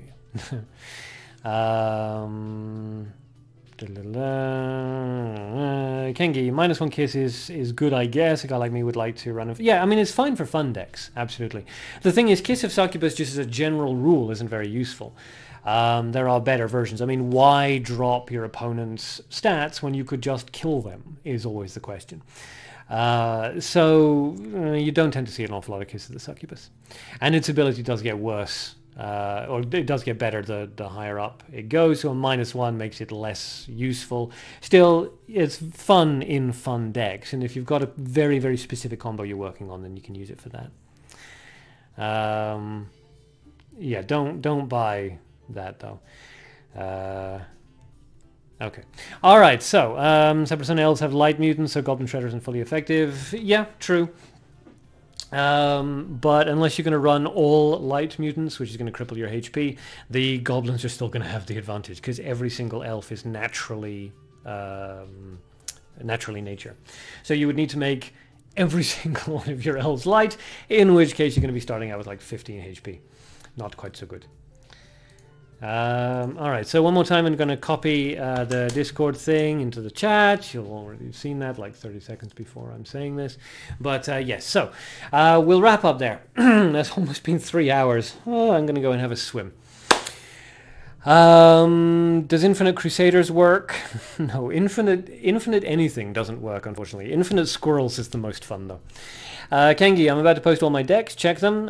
So on the Discord, check out all of Kengi's decks. I don't use Kensard cards. I shouldn't mock because his keyboard's not working right, but I cannot help it. Kensard decks. Kensard cards only cheap. Can help you in PvP and monthly battles. Yep. It seems like it might. I mean, there's a really good aggro deck that runs double Newbie Duelist, double Crusader, and that's very good. But yeah, Infinite Crusader's not quite so good. Delight, I love Witch's Servant Coco's decks. I like Cancer. You can run a Witch's Servant Coco's deck that isn't a Cancer deck. I have a video of one which I'm sure can be adapted to the current climate, I suppose. It doesn't have to be cancerous, the Witch's Servant Coco. Yes, so anyway, if you're interested in getting involved in the live streams, tournaments, determining what games we play and when we play them, all this kind of stuff, jump into the Discord, the link to which is, you know, in the chat, wherever that happens to be on your screen. And yeah, hopefully we'll see you guys there. Next live stream is going to be on Friday. So hopefully I will see everybody in the Discord in a few minutes. And to those that I don't, I will see you guys on Friday. Probably doing a Mabinogi Duel live stream, but we may be doing something different, a different game if one is out. Or we may be going to the game making software once again if Mist Zero manages to campaign successfully for that. Kengi, you can use Coco with King of Profits plus Abandon Hope. Yep, that would be fun. Enjoyable. All right, so we're going to wrap up here. Jump into the Discord. If I don't see you in the Discord, I will see you guys on Friday's live stream, I would hope. Anyway, so goodbye from me. Goodbye from Samurai Quack. And as always, please remember to be good. And if you can't be good, then at the very least, be careful. See you guys next time.